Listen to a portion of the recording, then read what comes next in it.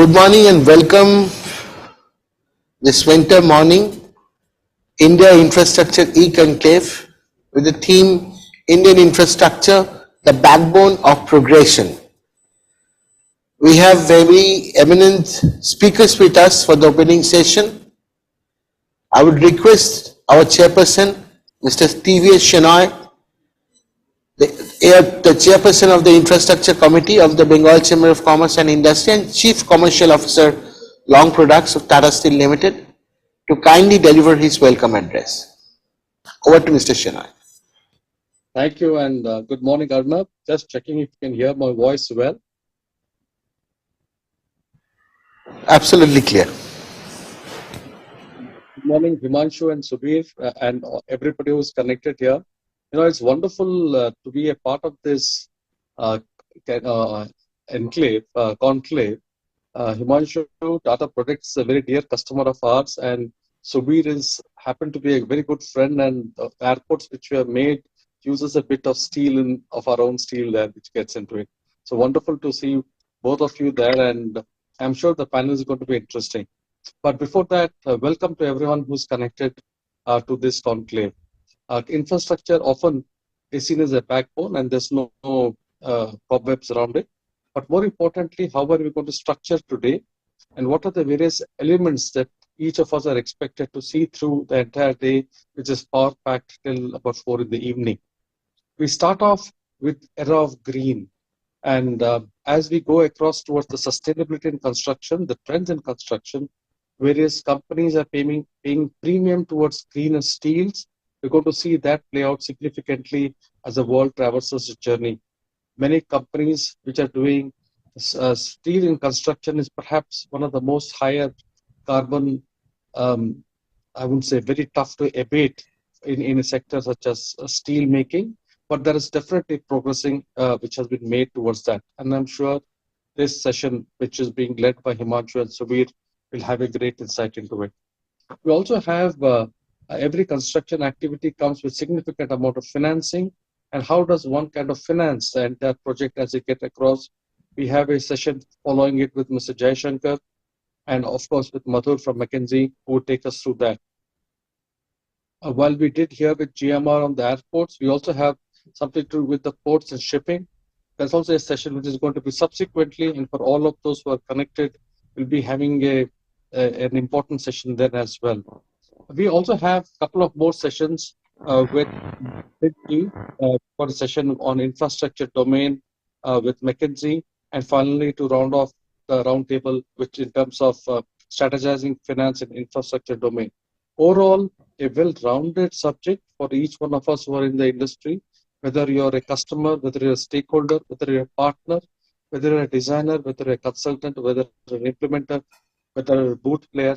All of us have a small little role to play, and such conclaves only help us to connect well with each other.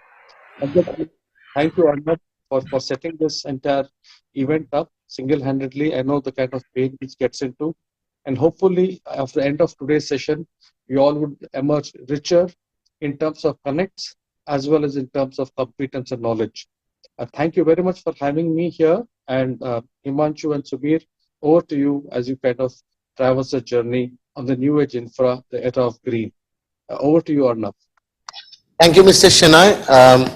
Mr. Shenoy has wonderfully set the tone of the entire program. The theme that we have selected today for the India Infrastructure E-Conclave was why Indian infrastructure is the backbone of the progression of our country. While saying that, we also have to have a focus on if the success is not attached with any value, then we won't call it a success. So that's why we were thinking that if it's a new age infrastructure we are talking about, whether we can discuss about the sustainability factor. We know that in order to have a sustainable development of infrastructure in the country, the private investments are very much needed. Funding from the government alone cannot sustain it and cannot push it up to the scales that we are aiming to reach. Of course, here lies the importance of the PPP models of projects. For this, confidence of private investors is very much needed, and steps must be taken to build up that confidence. There's an ecosystem, overall ecosystem has to be framed so that the confidence of the private sector is boosted up. Now, I would start with Mr. Chaturvedi and also with Mr. Hazra. Let me, we have Mr. Himanshu Shah, Chief Strategy Officer, Tata Projects with us, and Mr. Subir Hazra, Chief Commercial and Strategy Officer, GMS Services Business with us.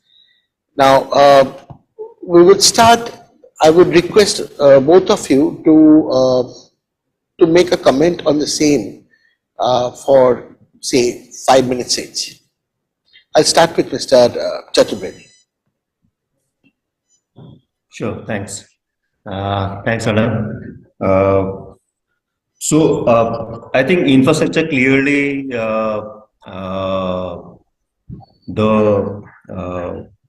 role it plays in the economy is well understood, right? It's the second largest employer after agriculture in India.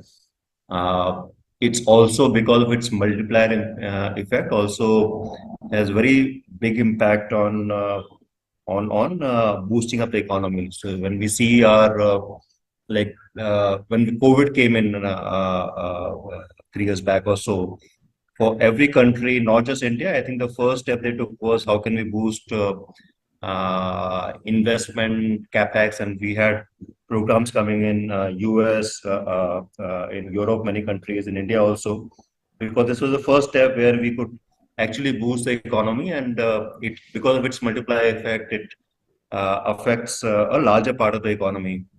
So clearly a very large role to play, and that would continue. So even the last budget, the government increased the infrastructure investment by 35%. Similar number is expected this year. The private sector capex cycle is finally looking at starting again. It was in low levels for quite some time now. The primary challenge that lies with us is that a large part of infrastructure investment is still to go. While on the developed countries, if you look at it, the investment would be more in terms of replacement. For developing countries like India or many other countries in our neighborhood, it will be the fresh investment that we're looking at, improving the quality of life for people. So very large investments is going to be there for next several decades or so. And at the same time, we would also have this challenge of being the net zero, reducing the carbon footprint of our country. So to that extent, the how do we balance the two? On one side, we would be doing a large level of investments, a lot of concrete will be poured, but how do we reduce the carbon footprint of the concrete? Are there any ways of reducing the concrete level itself? Can we reduce the wastage? Can we reduce the carbon footprint of the concrete? And look at any other means of achieving the same quality? Or would it also mean one would need to look at compromise in terms of the quality of life that one was looking at earlier versus where we go? I think these are all decisions that would play out over next decade or two. As a country, we have set up our net zero target, which is still some way to go, but those decisions will need to be taken today, because the kind of investment that would be required, the kind of decisions that would be required, they would need to start playing out now for any impact to come in, let's say, half a century later. Thank you. Thank you, Mr. Chaturvedi. Now I would request the comments from Mr. Hazra for 5 minutes. Thank you, Mr. Arnav, for giving me the opportunity to speak, and I would also like to welcome all the attendees of this conference, E-Conference. Now, it goes without saying that, infrastructure is a kind of, engine of growth for the economy. And India is on the crossroads. India is actually poised to make the big leap. And infrastructure is very important for us, is of paramount importance for India's growth. Now, while we say that, we need to understand that we have to make certain, green infrastructure or green aspects I would like to cover next.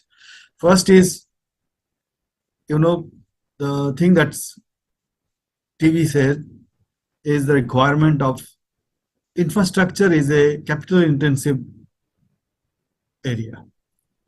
Infrastructure requires land. Infrastructure requires trained manpower. Infrastructure requires applications of technology. Now, there are certain policy changes. First and foremost, we don't have a clear-cut policy in terms of financing of big infrastructure projects, which requires 20,000 crores or 30,000 crores, 40,000 crores, 10,000 crore projects. We need to have a roadmap for that. The government has come out with certain policies. For airport, we have a new civil aviation policy, but it has got, list to talk about financing. So we need to focus on that, how financing will happen of these projects. Then the, infrastructure business in India is highly regulated. Now, regulation has got both the positive side and the negative side. Positive side means, sometimes it is good for getting finance from banks because you have assured income. Whatever it may be, whatever government determines, the regulator determines. For airports, you have a regulator called ERA, which determines the tariff that we can charge from our customers. But at the same time, it has a set up a limit. You cannot, you cannot, through efficiency, you cannot gain. Now, in any market-driven economy, business, we all know, businesses wish to gain momentum and try to gain through efficiency. Now, all of that has to be resolved. As a green aspects, the second point that I would like to now cover them, because your theme is that, I actually misread it. I thought that, you said that new age infra, and I have prepared my presentation based on both digital part and the sustainability part. So, but now that I can understand that you are focusing entirely on green, well, there also, India has done excellently on that front, particularly on roads, on airports. Particularly, I can say for Delhi Airport, we are procuring power from hydro for all our energy requirement need is fulfilled through hydropower plant, and in our airport itself we have put up solar energy. The design of our airport in such that we require minimum of consumption of electrical power. We don't require much of AC. Even if you see the baggage carousel in our terminal 3, those are inclined. That is to ensure that we consume minimum of energy while driving the conveyor. In terms of water, another angle, because airports requires a huge amount of water, we have created a ecosystem which has zero discharge kind of concept. We have our solar power, as I already said, but rainwater harvesting wells, almost 370 of them in our airports, and we are just mindful of that we need to reduce carbon footprints. We need to find alternative sources which doesn't consume the the depleting source of energy. We don't depend on as far as possible on our renewable sources of energy, and that is possible. India has that potential and we are doing it, but at the same time we need to understand India is an economy. We are in the crossroads. We cannot, our growth of our country is irreversible. We cannot simply compromise our economic development just by playing the economic the green cards. That we need to be have to kind of appreciate it, and we need to discuss that. And being a infrastructure, representing infrastructure developer company, we have to understand the nitty-gritties and the critical to business areas that we are encountering, we are facing. We need to be mindful of that, including green energy. That is important for our sustainability purposes, important for our survival in this earth. But at the same time, we also have to understand that we cannot compromise our economic development just by playing the green card. That's a wonderful juncture, that you cannot compromise the economic development by playing the green card. Since I'm an economist, also everything is associated with certain amount of cost, and somebody has to bear that. So, if obviously there is a kind of an argument that if the present generation is not bearing the cost, the future generation will have to bear the cost. But having said that, just I would like to interject here. Sir. Not necessarily that you have to bear a cost. There is no cost. What I am saying is, we have to be mindful, and everything we need to create a strategy which can encounter and find a solutions for this problem. We have to uplift 450 million people out of poverty. We cannot say we have to, and they want to live their life now. You cannot just for the sake of future generations. So we cannot say that. We are a country. We are a very, very progressive thought. We are a country where we require to have progressive thoughts. We need to find a solutions. And we are doing it. That's what I'm saying. That we are in airport. We don't consume power from any. We have set up hydropower plant ourselves, and we are taking power from that. And we don't. Since last year, we have completely stopped on putting our airports on dependent on any power plant which is coal-based power plant or things like that. There are solutions available in our country itself. That's what I'm trying to say. Absolutely. So there has to be, according to you, there has to be a balancing act, and according to the situation, you should measure that where to allocate more importance. For example, Mr. Chaturvedi, I can recall that where we were actually engaged with our COP26, COP27. Years to come forum, there was a huge coal crisis in our country. In one hand, there was a coal crisis, power shortage. In another one, we were not equipped enough to substitute coal and go into some other method of having the entire energy from some renewable source and to carry on with that. Now, as you have said, and after the discussion with Mr. Hazra, we have seen one particular thing that, particularly in the project, we must be, in any project, might it be mining or construction projects, one has to be L1 to get the job. In many of the cases, we have found that what Mr.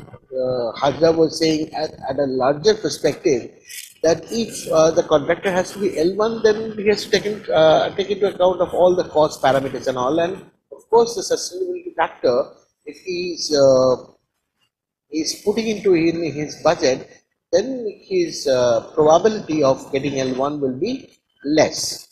So, in one hand, we are looking for L1 for the development, for the more competitive scenario.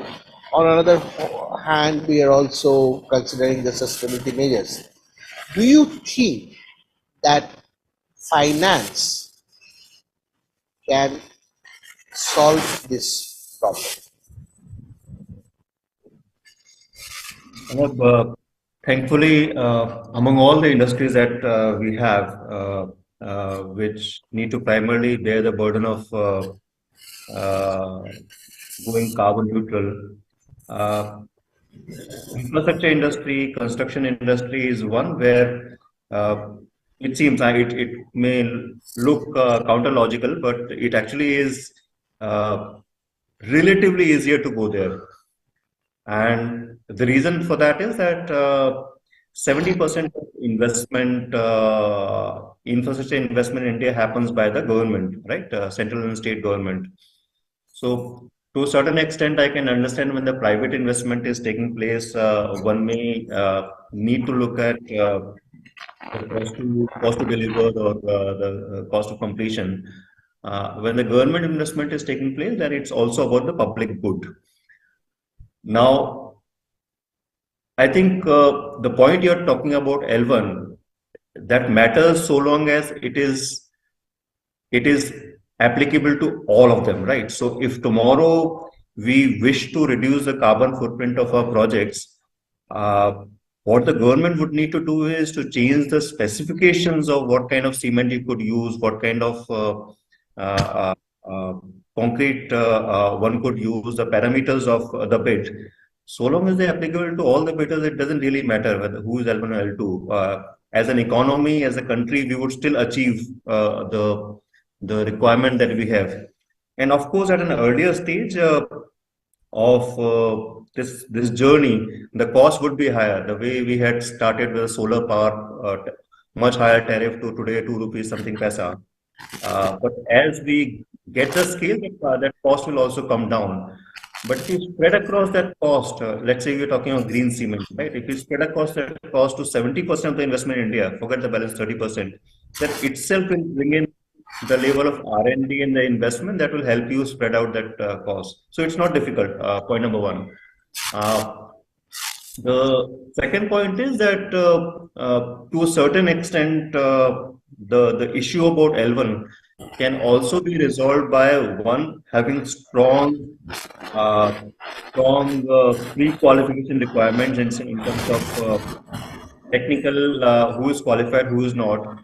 I think we also need to go out of the mindset of small is beautiful, that if you open the field to as many companies as possible to bid for, you will get better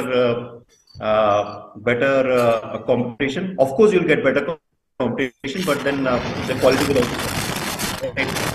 So we have a mix of qualification.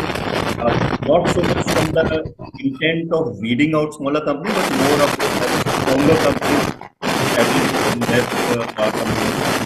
In the second part, government should also start looking at it. And I'm addressing it to government because 70% of investment happens with the government, right? The second part is they should also start looking at the life cycle cost of any investment. So if a particular bidder is coming with particular offer, it may be L1 for the capex cycle, but in the O&M cycle, you end up spending more than overall the economy or the government in the leader. So it is possible. I think one, because of large share of government, they need to change the rules. They need to give the path to their entire journey, what efficiency, what green percentage they will be expecting. They need to change the standards of cement, what cement is expected, what is not. Second is this entire qualifications and the life cycle cost. It definitely is doable. I frankly don't think finance is so big a problem. We of course have a large requirement, but I'm in spite of finance being talked as a major requirement, I am not aware of many projects that have actually suffered on account of lack of finance, right? It has been finances on account of equity of the developers. That has not been a challenge. Okay, Mr. Hazra, would you like to add on? No, I think sir has very nicely kind of covered all the areas. I don't know necessarily, except maybe I would like to add one more point. Again, that is my way of putting logic together. Yes, we do need to invest in creating an environment which will favor the green constructions or green development or whatever you call it. Now, in order to reach to that level, we need to put our efforts on R&D. Because you see, again, as I said, if you want to save life through, say, for example, you need to create a dam, thereby saving lives of many villagers or whatever, and or you would like to create a critical defense infrastructure, which you cannot wait for green cements or whatever to be available, because currently we do not have the capacity to support or fulfill our total requirement of infrastructure. So, in that case, we have to understand that we have got no choice but to go. Something has to take precedence over other. Our bigger requirement of infrastructure will take precedence. Now, in order to meet that, we need to expedite or we need to create a backbone where we can make our pricing competitive. Availability of green cements is one thing. Second, it has to be available at a market rate, which is favor our infrastructure growth. We cannot just say that we need to have green initiatives, green buildings or green infrastructure, but at the same time we do not have the requisite backbone to support that. So we need to invest heavily on that. We need to create that first thing, and that should support our growth, the economic growth requirement. That's the only point that I would like to say. Our sir has covered very extensively and all areas been touched. Mr. Hazra is also the member of our infrastructure committee, and we would come up with proceedings which will cover the entire deliberation of today's view, and with such proceedings we'll try to find out certain recommendations which we shall share with the relevant government, so that is more meaningful why we are doing a conclave and discussing things. According to Mr. Hazra, we need to prioritize things because the resources are not abundant, resources are limited. We need to prioritize things, and Mr. Chaturvedi was mentioning certain points like we need pre-qualification for entering into a vendor, and if they can specify the parameters so that the life cycle of an investment is also very important, and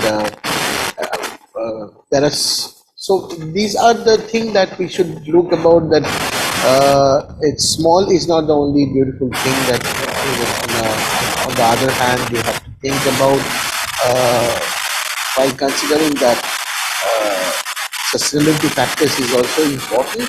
You need to build the ecosystem, including government, including everyone, so that this can happen. In other words, you have to create an infrastructure so that the green infrastructure can happen. That is how we have understood. Is that right? Both of you? Mr. Chaturvedi. So our ecosystem and infrastructure has to be created to green infrastructure to progress in our country. So that is that would come in, right? It's when you have sufficient demand for any goods, the supply invariably comes in. That's the law of economics, right? And invariably, uh, if you're looking at any significant directional change, and if you're looking at something which is not going to be economic to start with, and that would be the case. Anything new you look at, it will not be economic to start with. You need to achieve scales. So if you look at buying green steel or a green cement today, of course it will not be competitive as compared to the regular. It's not expected to be. Uh, which is why to start with, if you are looking at taking any transformational changes, to initiate with, you will have to go with mandates. So when the government gave a mandate to mix 5% or 10% ethanol to petrol or diesel, right? Petrol. They gave a mandate to reduce the sulfur in the fuel.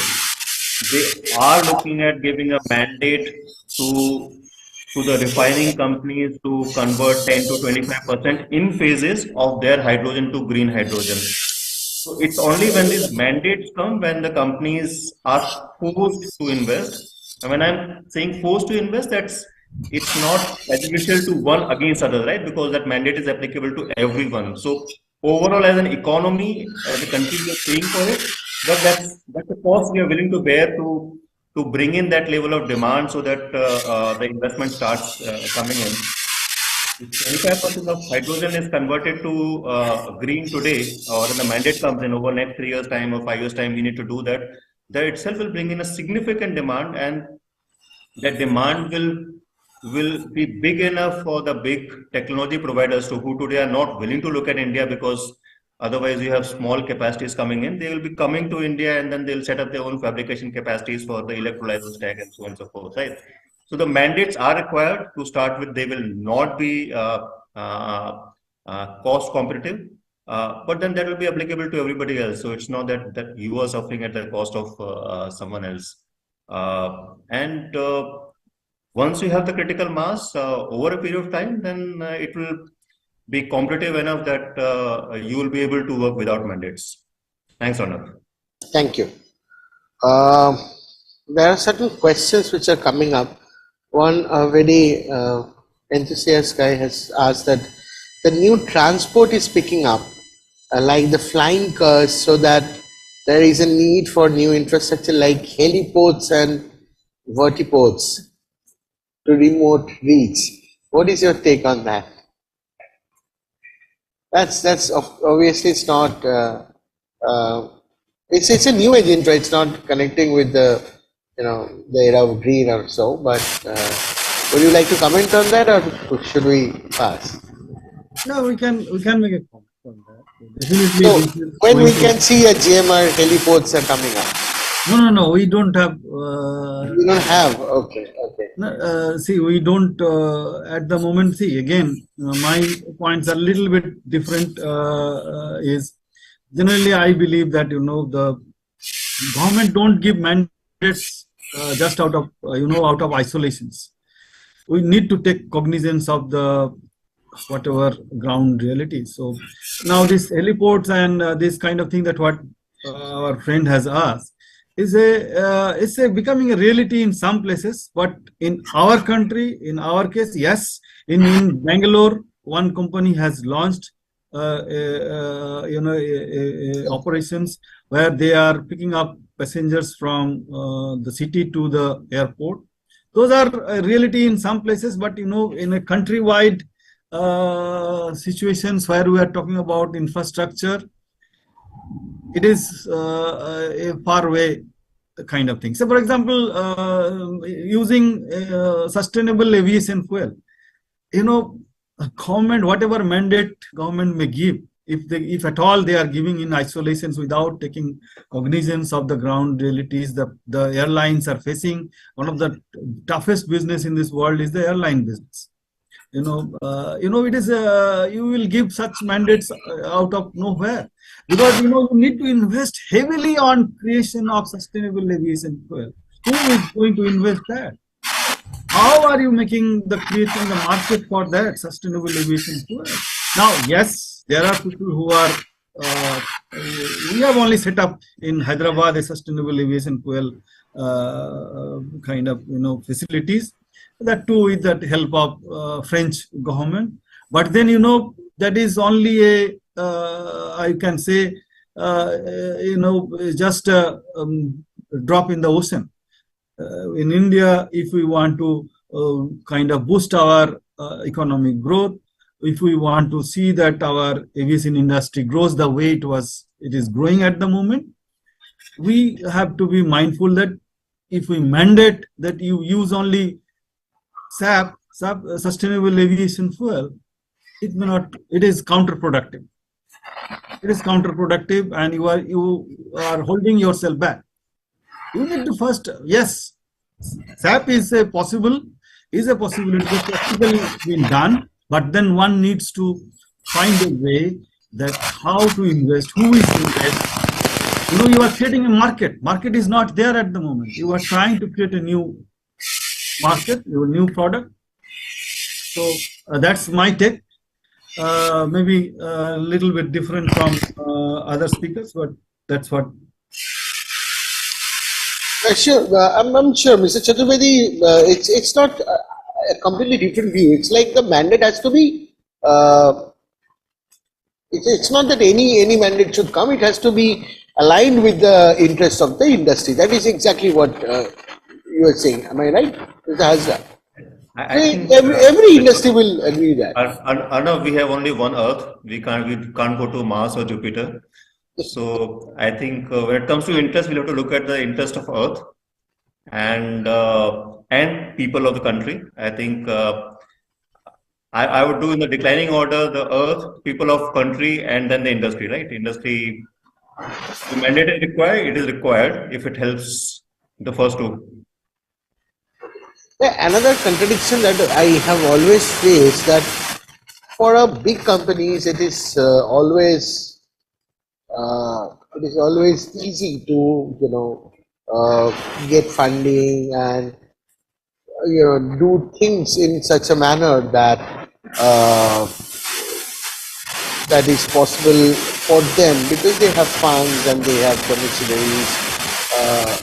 But for the overall ecosystem to develop, what about the small players? Have you ever considered that the all ecosystem, the entire value chain, if the small players, if they are not equipped with at least with they are not pro with the carbon footprint and reducing carbon footprint and all, don't you think the ultimate objective will be suffered?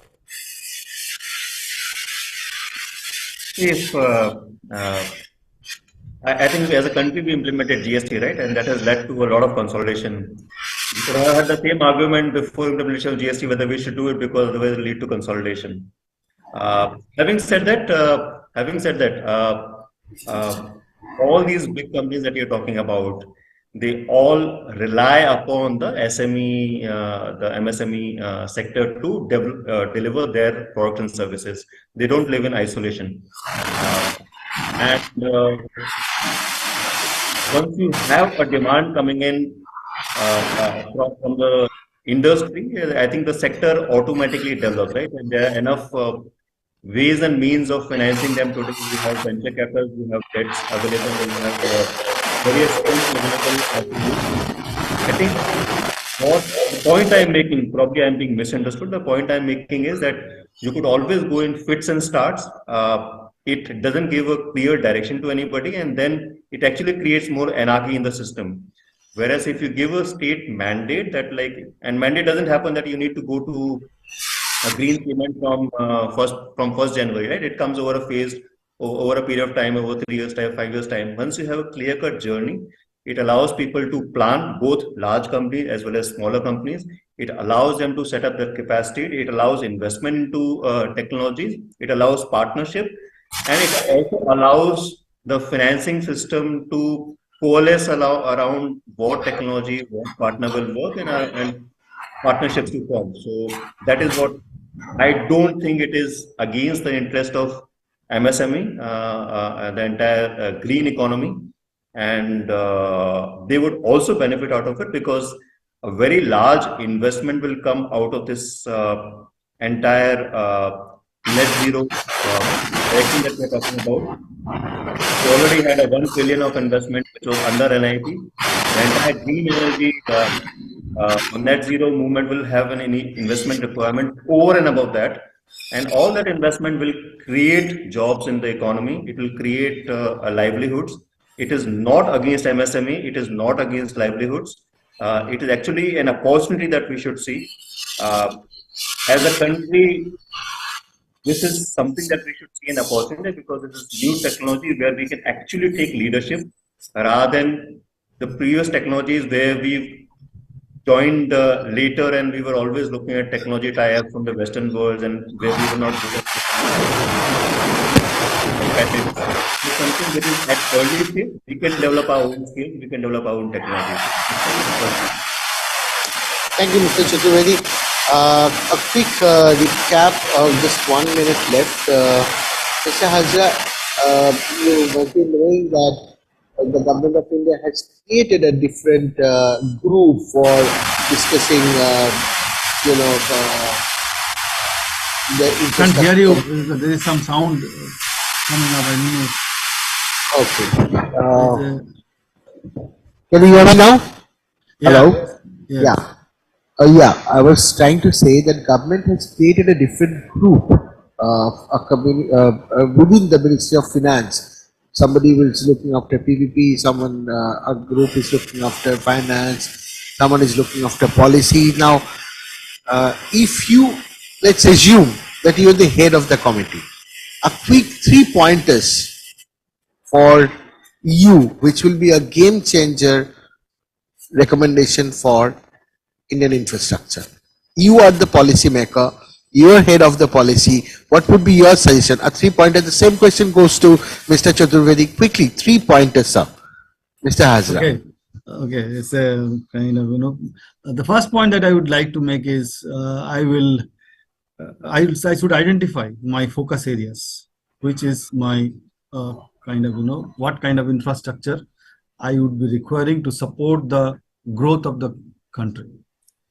Growth means what? Growth means, pulling people out of development of the people, pulling people out of poverty. That is what I mean, infrastructure development growth.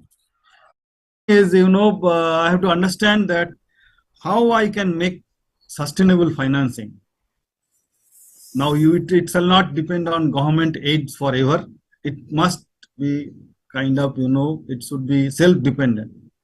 What kind of model I should have, whether it is user payment or whatever, it has to be self-sustainable. Then only, something can work forever.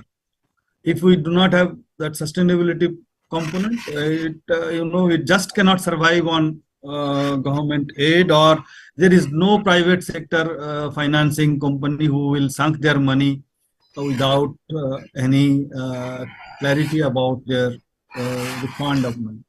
Understood. Point number 3. Point number 3 is we need to create an environment, not just by lip service. We need to create an environment which support, say for example, one simple thing, we do not have clarity on land acquisition still today. We face immense problem. Infrastructure, we are an infrastructure company.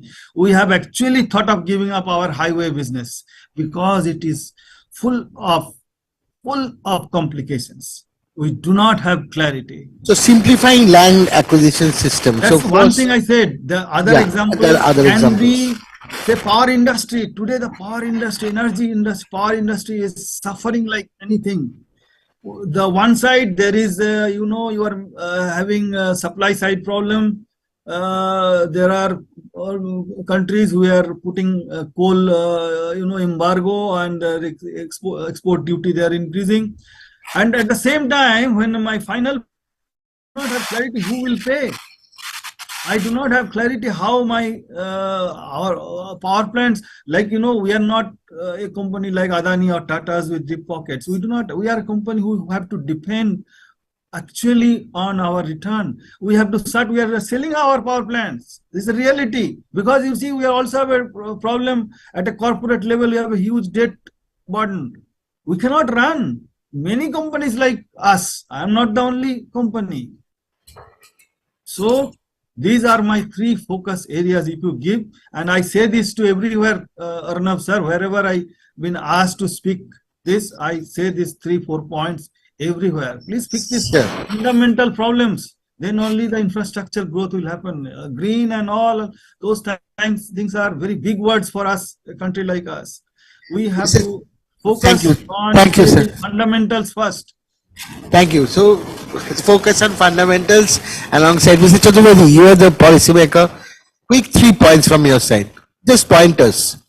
Yeah, you talked about finance. I'll give you 3 pointers. One is in terms of debt financing, the main thing that the country lacks is long-term debt. So incentive structure, tax structure, where we can actually come out with retail bonds of 50 years duration. And that will go a long way in financing these projects. That's point number one. Point number two is that at the end of the day, there's a lack of equity among the developers. So a large part of investment would need to be done by the government, as is being done today also. For them to finance it, they need to aggressively monetize their assets. So again, come out with InvITs and REITs of their assets, throw it open to retail so that they can garner money and invest into fresh assets. That point number three. Point number three is that for investing into the green assets, we should also have green financing. There's a lot of demand from international investors for it. But to start with, we'll have to standardize the definition of what is green. So develop policies, definitions, so that there's a clarity among the investors, among the rating agencies of what is green, and so that we can develop a deep bond market for green financing. Thank you all. Thank you. With this, we conclude this session of New Age Infra, the era of green. We had very eminent speakers with us, Mr. E-Conclave Chaturvedi, Chief Strategy Officer of Tata Projects, and Mr. Subir Hazra, Chief Commercial and Strategy Officer, GMR Services Business. Thank you for joining with us despite of your busy schedule, and we'll be coming up with a proceeding, and anywhere we are stuck up, we will get back to you so that we can get your guidance. Thank you, sir. Thank you. Thanks, Arnav. Thanks, Subir. Pleasure. Thank you. Thanks.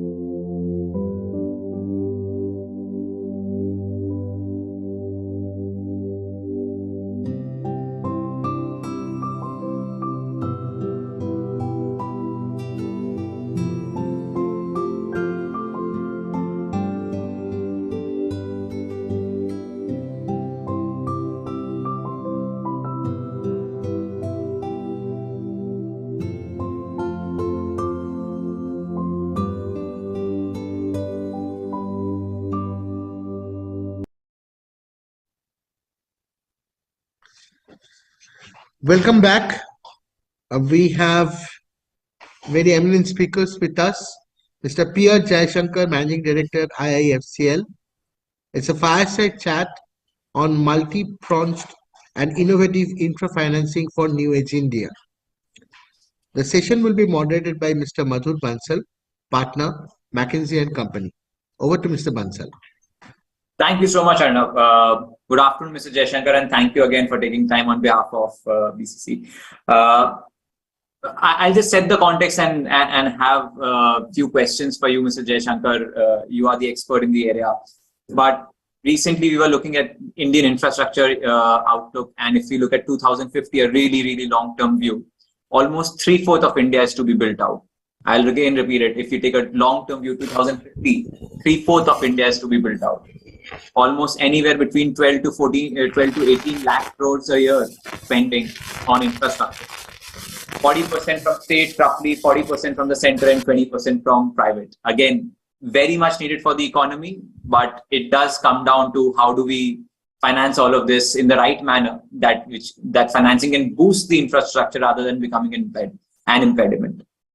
So with that, Mr. Jayashankar, first question, would love to hear from you, right? Which is, as you see the outlook, the pipeline of infrastructure ahead, what do you think are the biggest gaps that we see today that need to be addressed? And maybe even related to that, are there any new trends which are coming in which kind of plug these gaps or at least trying to address those? Good afternoon. As far as infrastructure is concerned, the country has, started developing infrastructure projects in a systematic basis only in this new millennium.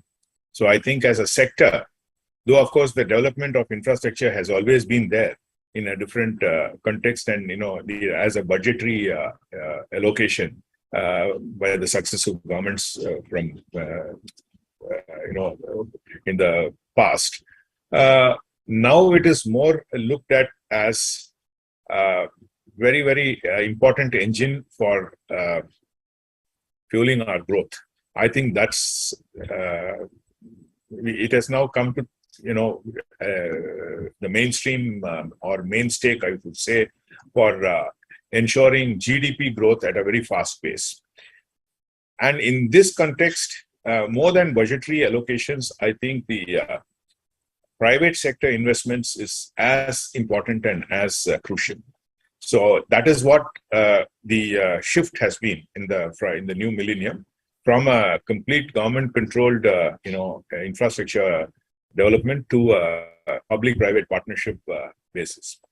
Now, of course, the recent initiative to have a list of projects under the National Infrastructure Pipeline is a very, very important and very crucial milestone for the infrastructure development in our country as a whole, particularly keeping the plans in view to make India a 5 trillion economy. And the completion of 9,364 projects which have been lined up in the infrastructure pipeline. The timely completion is a very, very important aspect. And they are valued approximately at around $1.9 trillion lined up under the pipeline from 19 to 25. How the biggest challenges, if you take from the point of view of a supply side, from the project side, we have a very young infrastructure sector, learning the nuances of the public-private partnership technology, I should say. Though of course today, from if I have to look back and see the journey of the country, today we are having the maximum number of public-private partnership projects in India as compared to any other country in the world. So we are the leaders, world leaders in this. But still, I would say that the issues pertaining to this public-private partnership concept of procurement, they are still evolving. And on one hand, 2014 to 2017 saw a dampness in this public-private partnership and private investments as such for various reasons. But the hybrid annuity model and the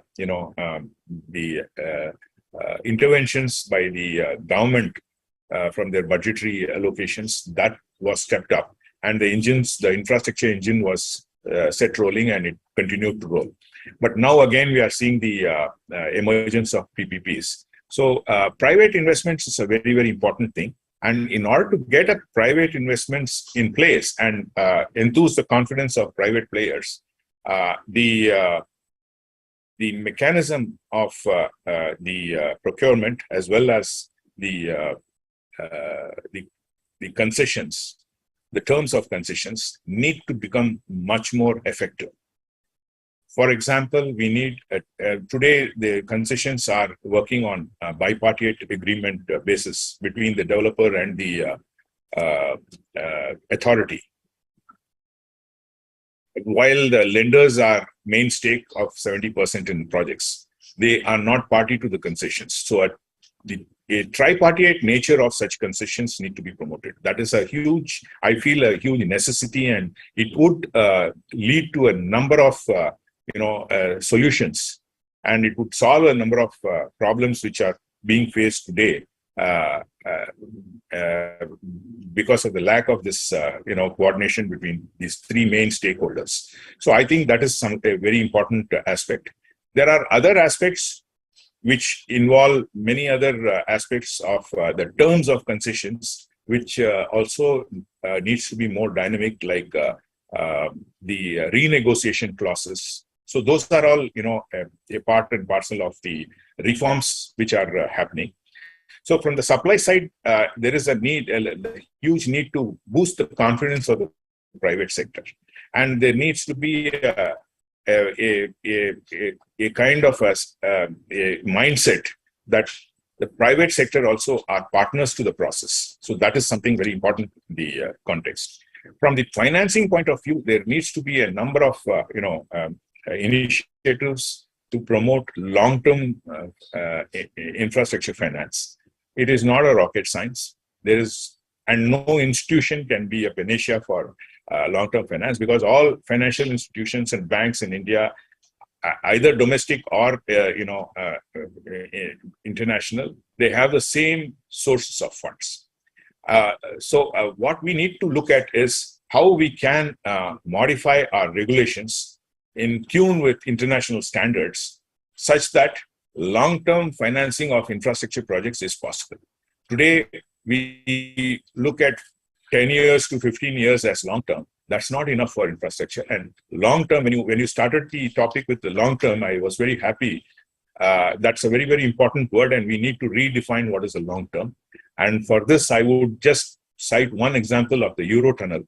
That is between France and London, 50 kilometers, 99 years concession, and 403 banks, not at a particular point in time, but in parcels. So I think we need to look at these kind of interventions from the regulatory side, because I think today it's possible to have these kind of arrangements, but if we change the schedule and if we change the structure of financing when it passes on one set of banks to another set of banks, then it is called restructuring, and restructuring are rendered as NPAs.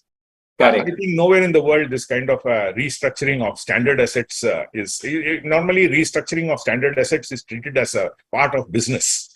So those things, those kind of changes have to be introduced in the regulations, so that we have a process where lenders can lend according to their liability profiles and pass on the assets either to the bond market or to the other lenders who are capable for lending according to their liability profiles, which could be longer or shorter. That's a matter of capacities of each lender, but that should not be decided by the regulator. So I think that is something very, very important.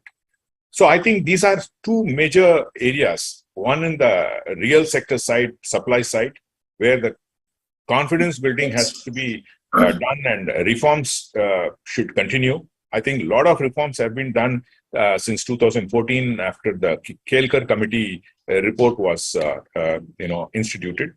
And in the financing side also, we have seen a number of new age instruments and all that. But more importantly, I think we need to look at how we can introduce this concept of long-term financing as a mechanism and not depend on any one institution to kind of carry on this baton for such a long period. I think we need to redefine our architecture for that.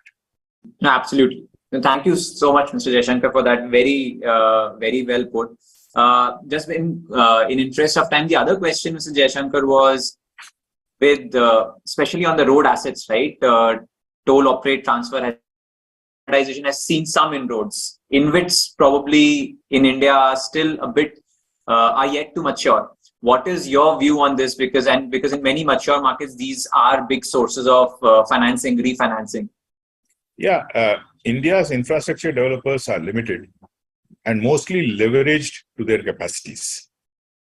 Churning of capital thus forms an extremely important component so that capital may be effectively utilized and invested in newer projects. Certain ways to achieve this is through asset monetization and InvITs. And new models like HAM also aim to provide the comforts to the developers who participate in these projects while taking lesser amount of risks as compared to the build, own, operate, transfer models.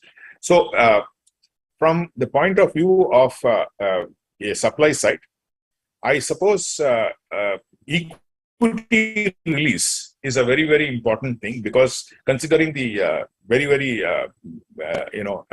small population of the developers in India who can cater to the kind of infrastructure construction needs of the nation, and the consequent equity pressures, which is also there, because there needs to be a significant equity if a private sector investment is to be ushered into the infrastructure sector. So there, I think, keeping all these in mind, the InvITs were introduced, and InvITs are instruments that can support the developers by enabling them to transfer their assets and yet have a control over the management and go through the process of the implementation and execution of the infrastructure facility. At the same time, it enables investors, outside investors also, to come in, and investments to come in the completed projects, and the overall result would be equity release to the developers, new investments coming into the infrastructure sector, and the developers continuing to operate and implement the project. So I think that's a very good model, which enables the cycling and recycling of the funds within the infrastructure and bringing more, increasing the augmentation of funds for infrastructure sector. Asset monetization is another model where the public sector or the authorities who actually implement projects, construct projects, the generation can be done in one side, and the generated projects definitely increase the value, and based on the increased valuation, the monetization of such projects can enable the proceeds to be redeployed into newer infrastructure projects. And obviously the private sector or the newer participants would be the best to kind of operate projects. So I have always held that the public sector is better poised to construct and generate infrastructure capacities, while private sector can operate it better. I think that is something which that kind of a model is evolving, and it would definitely help in bridging the gaps, the funding gap which actually is there in the infrastructure sector, because almost 5% of the NIP still is there's a funding gap of almost 5% of the NIP So I think this asset monetization and InvITs are instruments which can, sort of contribute towards, bridging that particular gap. In addition, I think the bond market is also, streamlining itself. I won't say the greenfield investments bond market is active, but in the brownfields, we have seen a lot of traction in the last 3 years, 3 to 4 years. And the brownfield assets are now coming to be accepted by bond investors. So there is a good market for completed assets. So bond issuances are happening, and it's also getting stimulated. So these are as far as the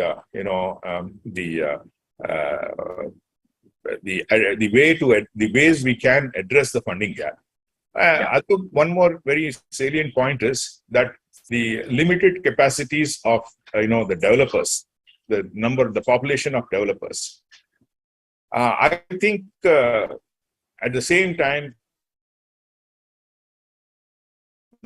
the hybrid annuity model should be employed in certain areas and certain sectors. We don't have private investments, and by employing this hybrid annuity model, the government can enable the contractors,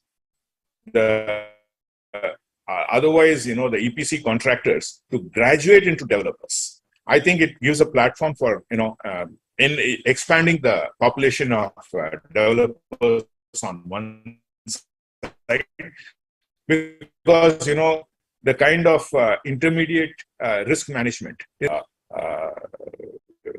it brings in, that can gradually enable the contractors to take on developer responsibility. We have these new age instruments now being employed, and I'm sure in the years to come these will be even more effective and even more strengthened. Got it. No, I think very well put. The other theme, Mr. Jaishankar, would love to hear your thoughts on is just climate change, right? Decarbonization is very real today. We are still the third largest emitters of carbon dioxide in the world. So, with all the focus on green infrastructure, green buildings, green financing, do you think India is currently ready for green financing, like green bonds, dark green bonds, whatnot? Or if it has to become ready, what should happen? So, just what's your view on this?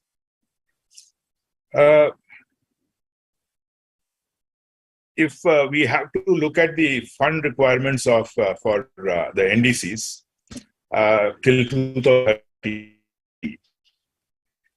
is approximately 162 lakh crores.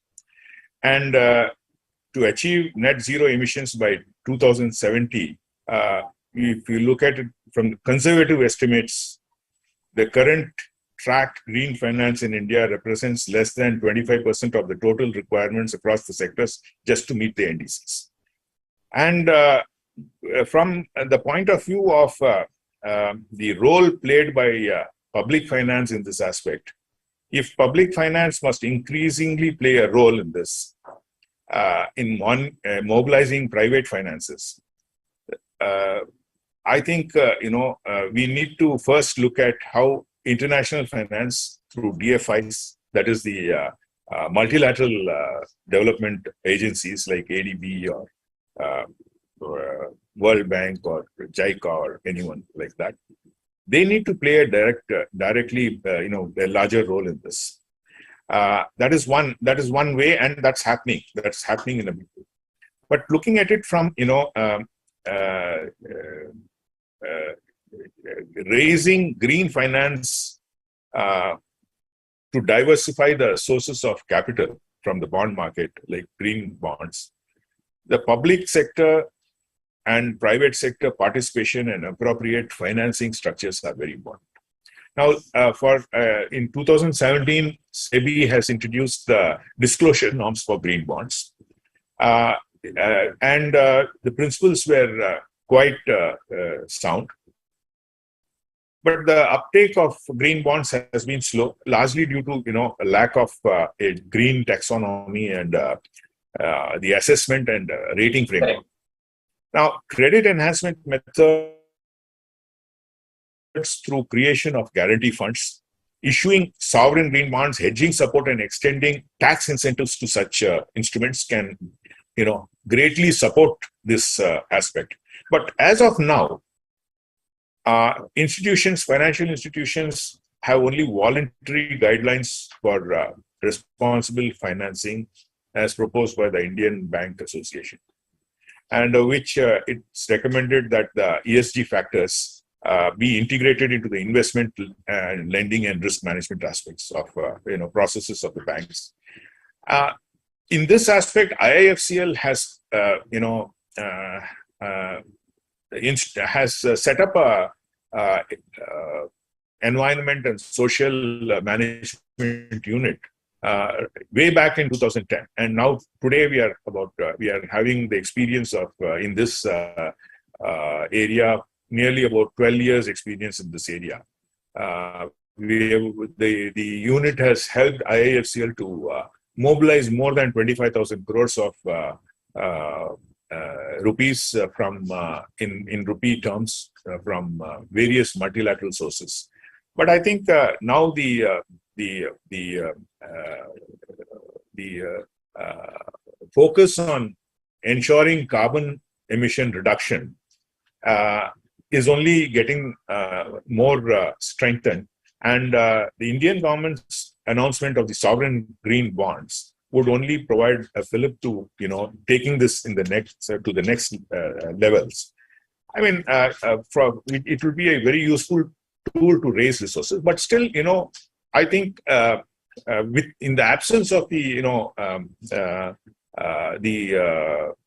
features which I just mentioned, it would still the color would still be blurred between green and blue and others. So I think it's more a goodwill, but then I think there needs to be a start somewhere, and I think that has been done. And I suppose as we see the first issuances and as we get the experience of the initial set of issuances, I am sure we will develop these features also into the process. And we need the rating framework also to adequately support this in a responsible manner. I think these are all very important for the development of this instrument. Got it. I know we are almost at time, Mr. Jaishankar, but I do want to ask this last one question. In commercial assets, real estate, we see a lot of global funds, right? LPs like Brookfields, Macquarie's coming in and investing into India. Probably that has not been the case so much for infrastructure, and especially with what's going on in terms of the capital markets today. How do you see like global private money coming into the Indian infrastructure domain if we keep aside the DFIs like World Bank ADBs? Yeah, infrastructure projects in India offer the right fit for investments. From as far as the capital institutional investors are concerned, given their steady long-term revenue models and reduced volatility, I think we are moving in that direction as far as the supply of infrastructure projects are concerned, and it continues to the reforms continue to the state level agencies as well as the state governments and the central government agencies are quite committed to the reforming to the reforms of that need to be put in place for ensuring a more robust and certainty of these completion of the projects and implementation of the project in the long run, and revenue flows of the project should also be adequately ensured. I think these are the objectives with which the reforms are taking place, and Foreign investors such as infra-focused funds, insurance companies, and pension funds, which look for opportunities to invest in long-term assets, have been showing keen interest, and is evident from the success of the InvITs and REITs. Almost 2.15 lakh crores, is the assets under management today, and there is a study of CRISIL which says that in the next 2 or 3 years it could go even up to 6 to 6.5 lakh crores. So I think the CAGR is really an impressive one as far as the growth of InvITs is concerned. There was a robust pipeline of viable projects in the infrastructure space will definitely attract such investors, and that is what is happening. We are seeing a number of good projects getting completed, and as a initial step for investing in infrastructure projects, these funds are investing into those good projects. We have seen a number of airports. The Bangalore airport is a recent example. Now the GMR Hyderabad airport, the Delhi, in the airport sectors, in the ports, we have the private ports, the major ports. In roads, there have been so many major road assets which have been taken over by the InvITs. So all these are, testimonies to the fact that the projects are quite, compliant with major international standards. Now we are also, for example, if I just have to say a small example, Brookfields or for any other, for that matter, any other such investor, they look at even road accidents while, investing in roads. So that is why, it's not just about building roads, but ensuring that, the kind of health and safety aspects of, the people who use those roads also is actually taken into account. So I think the focus of our road ministry is, it is extending to that kind of, supply interventions.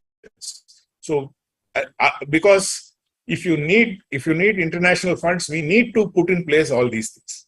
Otherwise, they will pull back. So these are some of the aspects which are very, very heartening to know that the supply side is reforming well, and this is the reason why we are seeing the interest of various long-term investors coming into the market.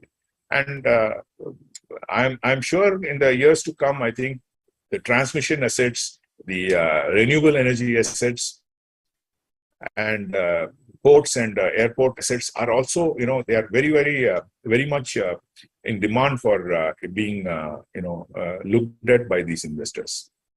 Got it. No, thank you so much, Mr. Jaishankar. And we are almost at time, but it was a great discussion where you laid out for the requirements that we have today, right? How the government budgets have to be coupled with a lot of private participation, either through PPPs or through HAMs, including using asset monetization as well as bonds for some of the underdevelopment or built assets. And at the same time, how international commercial money or funds coming into it, along with the infrastructure and the framework around green bonds, are very much required as we go along this journey. Very happy, and again a big thanks from all of us, Mr. Jaishankar, for your thoughts. And Arnab, back to you, and thank you. Thank you very much. Thank you, sir. Thank you, Mr. Bansal. With this, we conclude this session. We'll be coming back in 2 minutes with our chief guest, Mr. Bhushan Kumar, Joint Secretary, Sagarmala and PPP, Ministry of Ports, Shipping and Waterways, Government of India, is already with us. We'll be just joining in 2 minutes. Thank you, Mr. Jaishankar, sir, and thank you, Mr. Bansal, for wonderfully moderating the session. We conclude this session now. Thank you.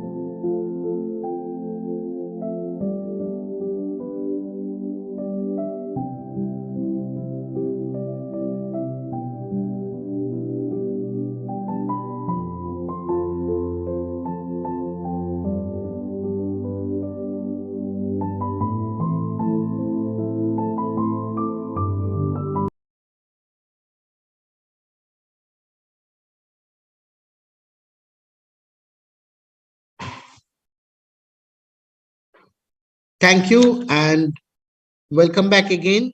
We have our chief guest, Mr. Bhushan Kumar, Joint Secretary Sagarmala and PPP, Minister of Ports, Shipping and Waterways, Government of India, with us. We would request him to deliver the keynote address. Over to Mr. Kumar. Thank you, distinguished delegates, colleagues, ladies and gentlemen. Namaskar, very good afternoon to all of you. It's my pleasure and an honor to participate in this India Infrastructure E-Conclave organized by the Bengal Chamber of Commerce and Industry. I am told that the Bengal Chamber of Commerce and Industry is actively working for last around 170 years and steering the evolution of commerce and industry in India. We really appreciate their commendable work for so many years. You know, I understand that today in this infrastructure conclave, we are going to deliberate on various important topics like new age infrastructure, infrastructure finance, green initiative, digital initiatives. These topics are very, very important and relevant at this point of time when we are preparing blueprint for next 25 years, where we are contemplating that our economy size will grow by at least 10 times from current levels of 3.5 trillion USD to around 35 trillion USD by 2047. That is a huge, huge jump.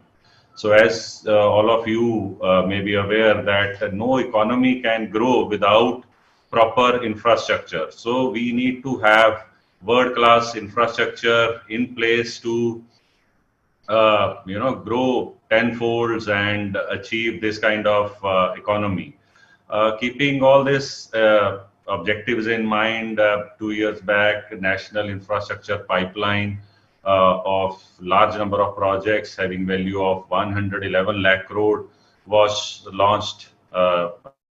Create world-class infrastructure. Similarly, last year, National Master Plan for Multimodal Connectivity to Economic Zones were launched, which we shortly terms at Gati Shakti, to break all the silos of working and create seamless logistics in our country.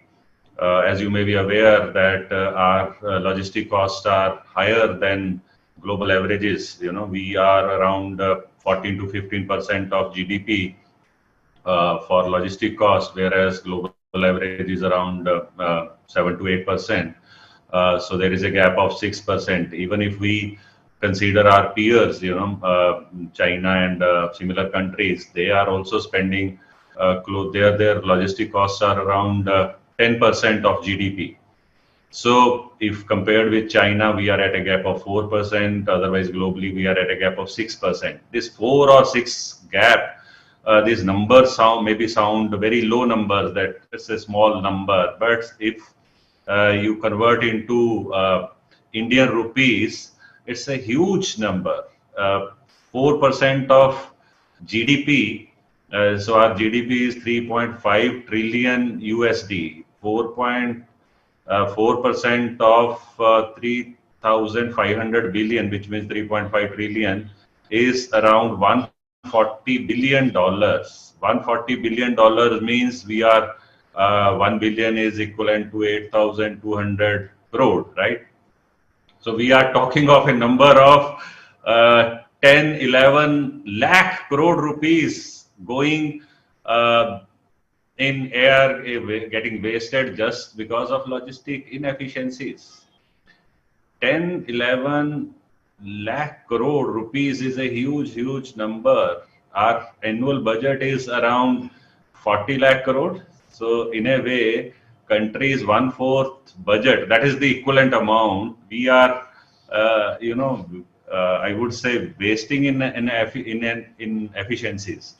So we need to improve on that. We all of us, the government, private sector, all stakeholders have to work together to improve the logistics and as far as our ministry is concerned, since I am from the maritime and shipping sector, we are taking full benefit of this Gati Shakti platform. We have large pipeline in as part of national infrastructure pipeline, and we are trying to make best use of our existing infrastructure in ports by modernizing them, by upgrading those infrastructure.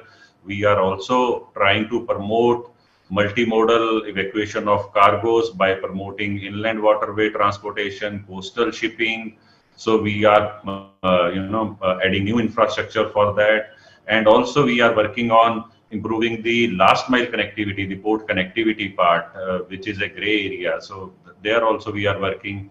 Apart from that, we are adding new pipeline of several projects, to cater to the growing demand of the economy. Just to give you an idea, currently our port capacity is all ports combined together is around 2,600 million ton, which if we will grow tenfold in economy, this has to grow at least 6 times.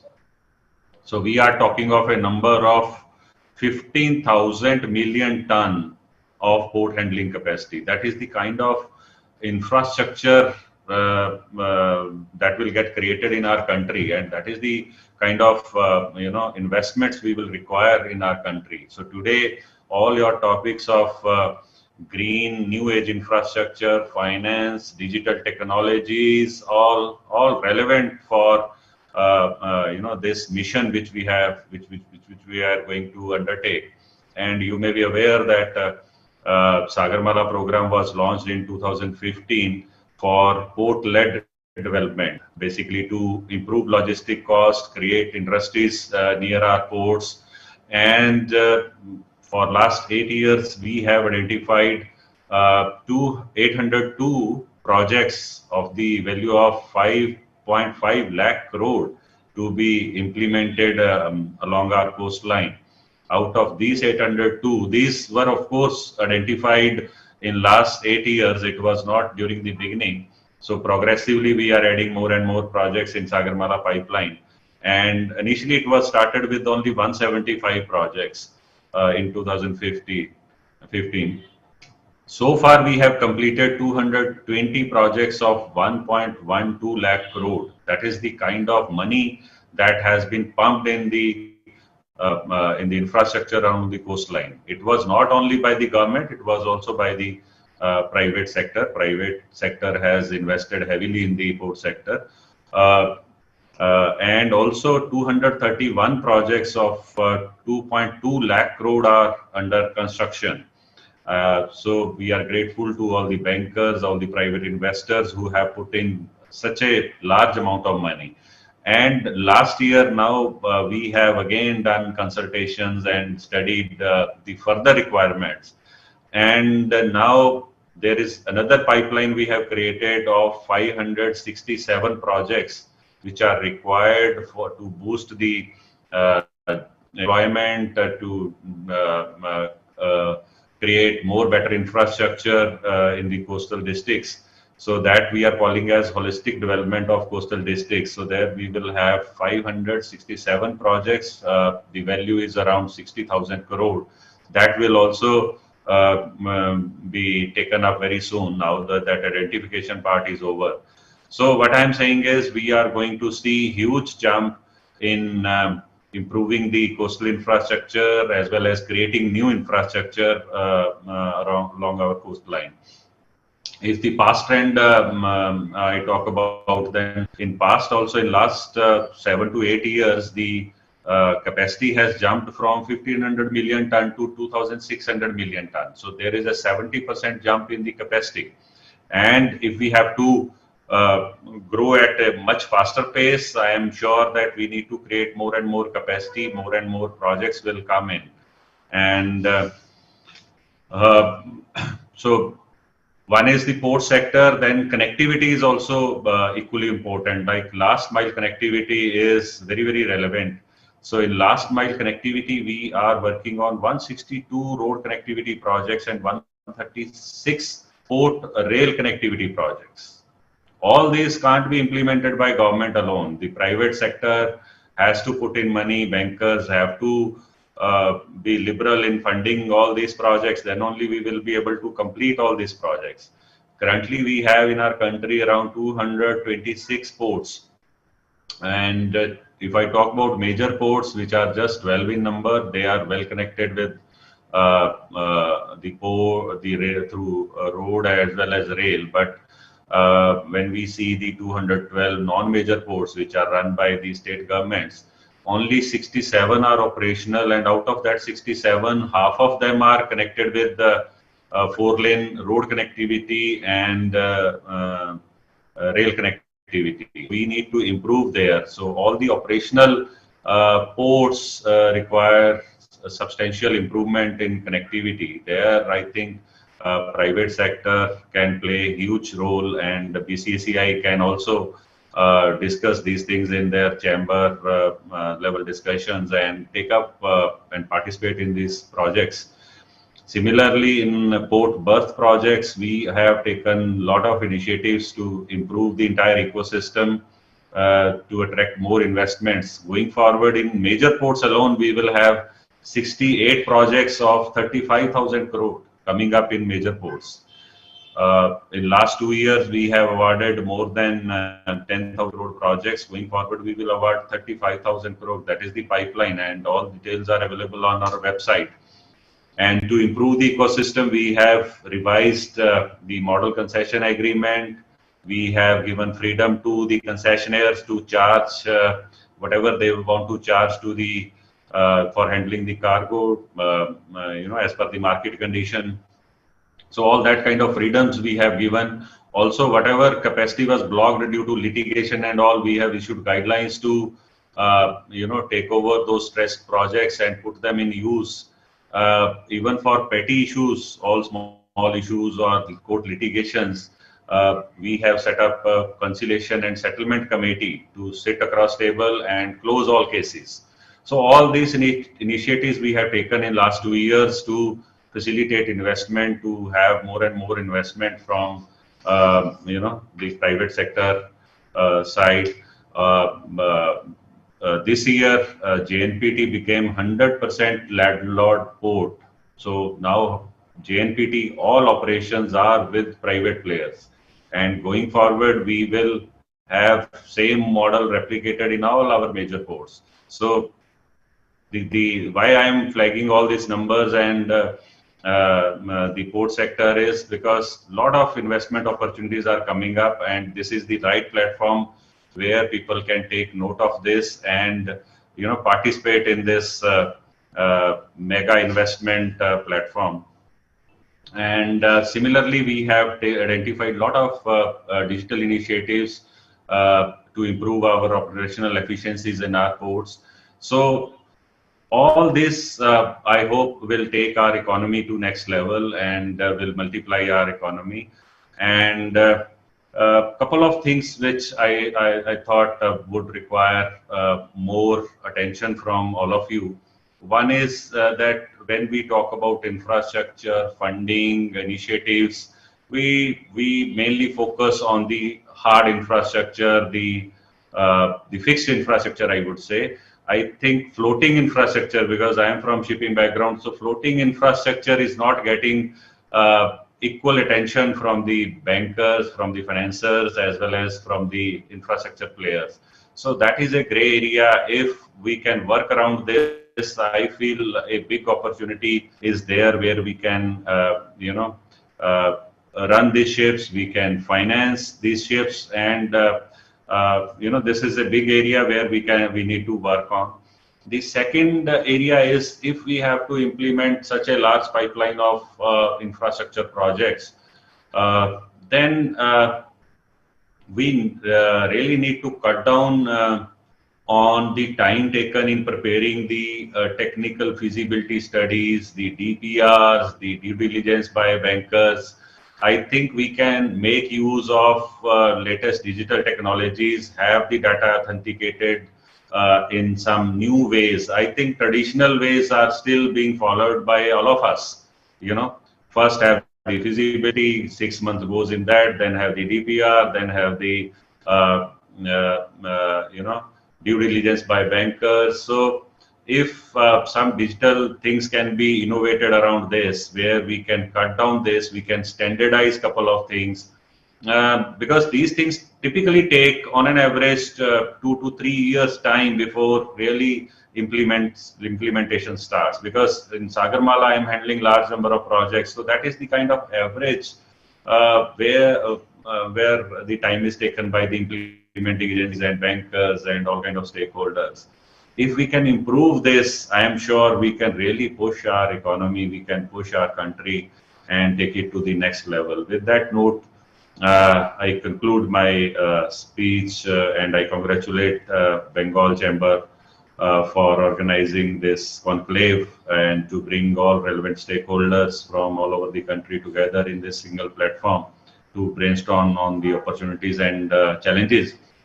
What I would request is whatever emerges from this conclave, please share with us also all your recommendations, all your ideas. Yes, sir. We'll Yes. also try to work on that, and wherever required, we will support all of you. With that, Thank you. thank you all. Thank you very much. Thank you, sir. We'll be coming up with the detailed proceedings with a set of recommendation and will be shared to you. We're immensely grateful to you for your valuable insights, and thank you once again for joining us despite of your busy schedule. With this, we conclude this session with our chief guest, Mr. Bhushan Kumar.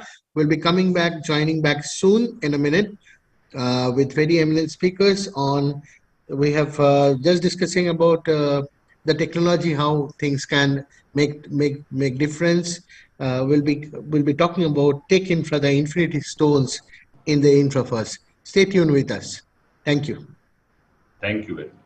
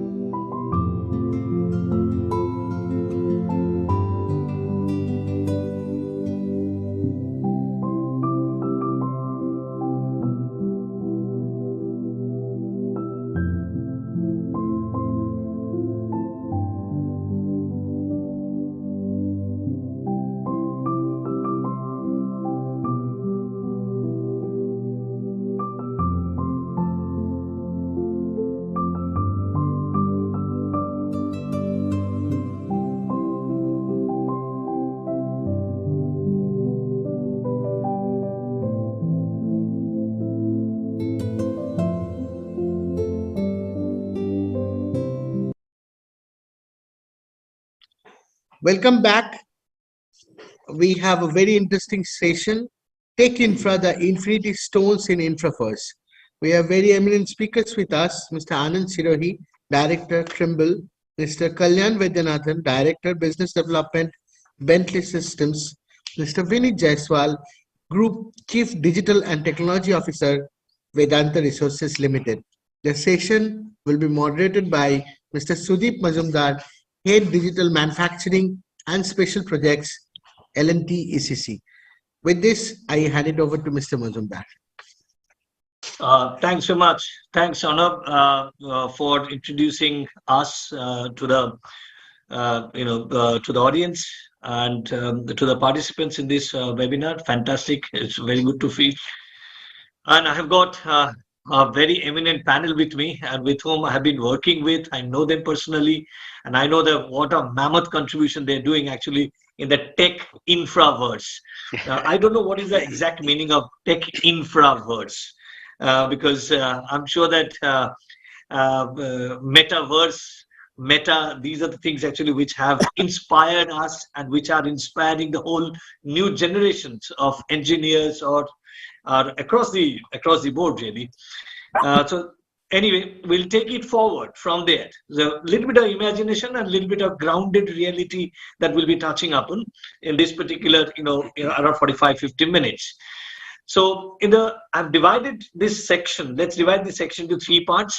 In first, we'll be talking about a little bit of tech in the infra industries. In the second part, possibly we'll be talking about some new technologies. We already talked about some new technologies. And the third part, possibly we'll be talking about more contemporary, which is even more contemporary compared to digital today, which is ESG, right? People want to hear that ESG today. I think digital 14, 15, 16, people used to talk digital. Today people are talking ESG, but there is a definite linkage between the two. And we will try to, kind of demystify a little bit that what are the actions towards the ESG from digital people are taking. So let me just go directly into the subject. My first kind of opening question to Anand Sirohi. Anand is, again, I said it's a long time friend of mine. I know what mammoth work he's doing for the industry, and it's not easy an industry, to walk around or to raise the awareness of the people, because I'm a civil engineer too. I know what difficulty, Anand, you are facing. Thank you for acknowledging. Okay, so in this section, we'll be talking about a little bit the trends, the digital or the technology trend as a whole in the industry. The industry is, we are talking about infrastructure, but we are not limited, because Vineet is here. Vineet Jaswal is from Vedanta. So his industry actually is a supply chain partner, if I look at that way, from the infra point of view, right? So we are talking about more of vertically integrated scenario today. And the perspective of that industry also will be taking into, because they're absolutely adjacent and directly linked with the infrastructure industry. So that will be, kind of discussion we have. So first, Anand, to you,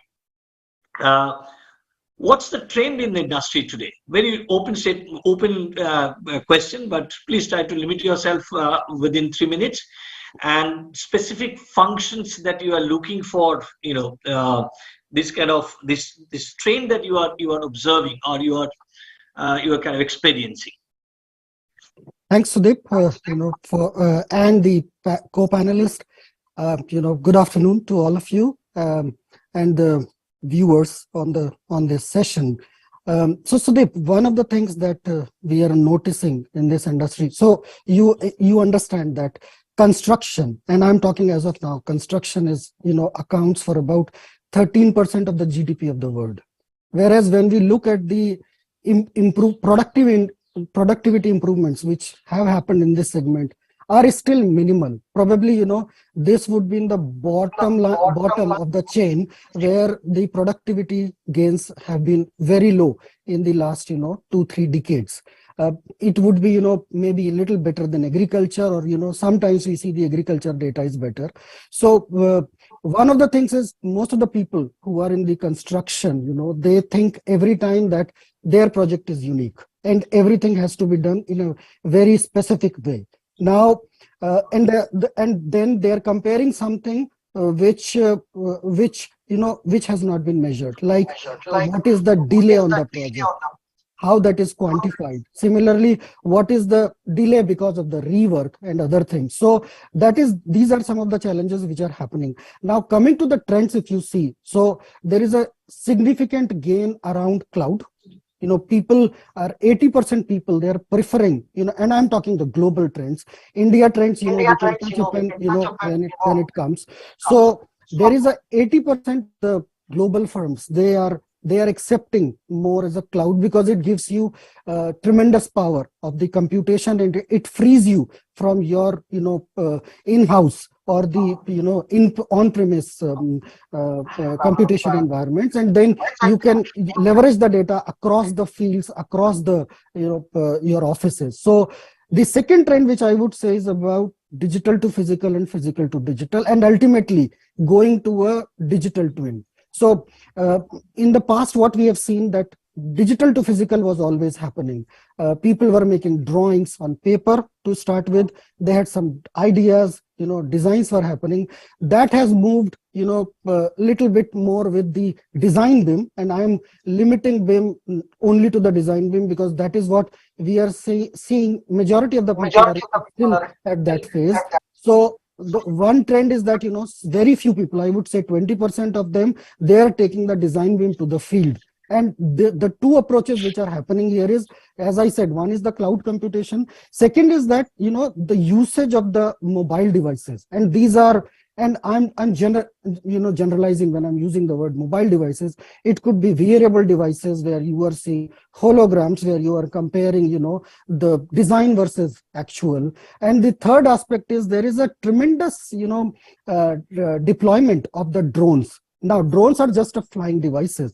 Depending on, the end goal, people are putting different payloads to capture the data, because this expedites your data capture. So these are the, I would say, by and large, 3-4 trends. And what we are also seeing that, the outcome which, these trends are giving. So I'm just, I have some tips which I have, written. So there is a 30% by using these technologies, there is a 30% reduction in errors and clashes with the mixed reality. 5 to 15% of the capital is being freed. That is the type of savings which is happening on the capital projects. There is a 90% decrease in the measurement of activities. So these are the activities, whether you talk of layout, whether you talk of measuring something in the field, because ultimately when we are doing the infrastructure development, so we are laying out, we are measuring the positions before the construction, the actual site condition, and when we are doing the development, during the phases, we are capturing the various measurements, how much would be the size of the beam, what would be my size of, even, right from the beginning, right from the survey to the as-built capture. And then there is a 10% of the, compression in the project schedule, which is a big thing, because the time, time overruns which happen, they result in multiple things, which would be cost overruns, inflation related things. We are also seeing that there is about 80% of the reduction, where the technology is adopted in full on the projects. And I would say there would be very limited projects to that size, but these are the numbers which are available from different agencies who are measuring these activities. There is a move from doing actually everything on the field to the prefab, the manufactured construction environment. There is a lot of impetus on the field. How do we take the data to the field? How do we measure the things in the field? In other words, some people would say machine controlled or machine guided construction, where you measure design versus actual, where you do these things by automating your construction equipments. So accuracy of estimates, reduction in the operations, in the maintenance time, because when contractors or the infrastructure developers, they are doing it, for the running this asset that they are creating, for maintaining it for say 80, 90 years. And unless they have the as-built condition, the digital twin of the physical infrastructure which has been created, it is very difficult. You can take the examples from your own houses. If you have to do a small, reconstruction in your house, unless you have the as-built condition, it becomes very difficult. So these are the high-level things, and these are the trends which are happening in the industry, and they are clearly resulting into a measurable outcome. Thanks very much, Anand. I was just thinking of Anand is not leaving anything unturned. And you know, the interesting thing is that when we think of infrastructure industry, sometimes people stop thinking, oh, it's all about brick and mortar, it's all about concrete, it's all about aggregates.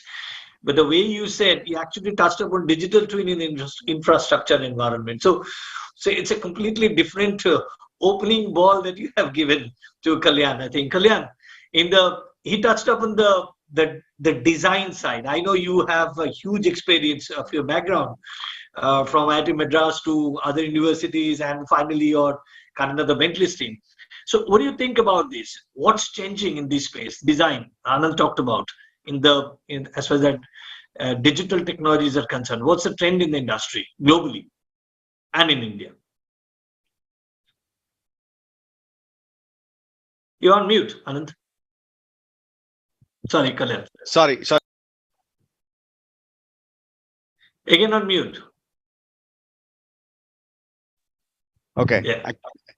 Better now? Okay. Yeah.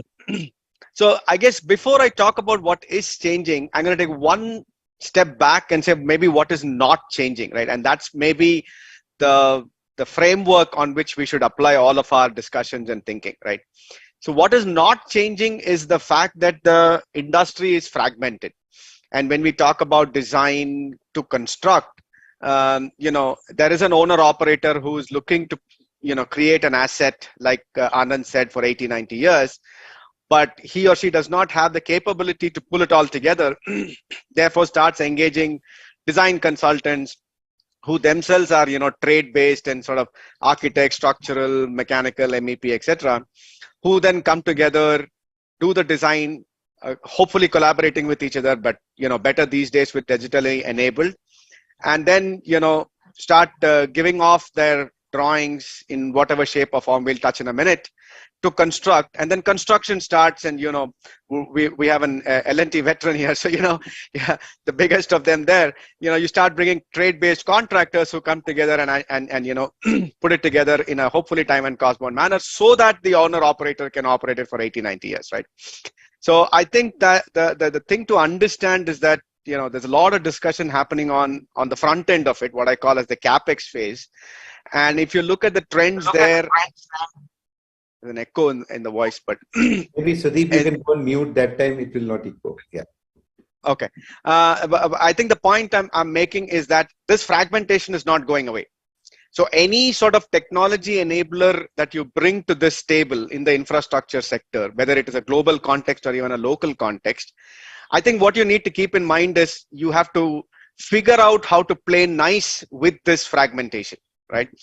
So I'm going to say that, so now on that bedrock, if you look at it, what needs to be digitally enabled is, of course, the information flow, right? You need to make sure that every stakeholder, whether you're a site engineer or a CEO, whether you're a design consultant or a procurement engineer or a construction guy, you need to make sure that you get the right information at the right time, hopefully in the right medium, so that you can get information, of course give information back, right?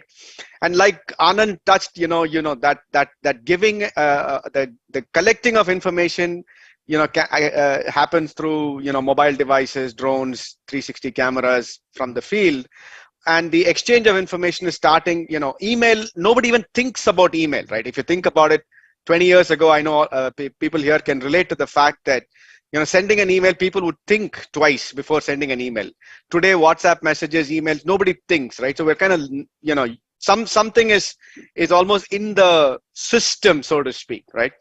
And I guess my point is, and I'm going to sort of localize it a little bit and say, in the Indian context, we're seeing a lot more adoption of digital design, right? I'm now a very healthy trend that I'm seeing these days is that people are willing to accept that models need to be, BIM enabled. They're talking, LOD 300, 350, at least at the design stage. A lot of people are willing to say, Kalyan, we shouldn't be starting construction till a GFC model, a coordinated model. These are healthy discussions, and these are, conversations that is happening with a lot of the CXOs, right? That's, so in a sense, the big change, the big trend. Even I would say, if I may be so bold, is that from sort of pre-pandemic to now, is that the digitally enabling design and collaborating on digital design is starting to become more and more acceptable. It's still getting a little bit pushed into construction, and there is still a little bit of a gap there, and that's the gap that we're playing in, trying to make sure that that information somehow seamlessly gets sent into construction.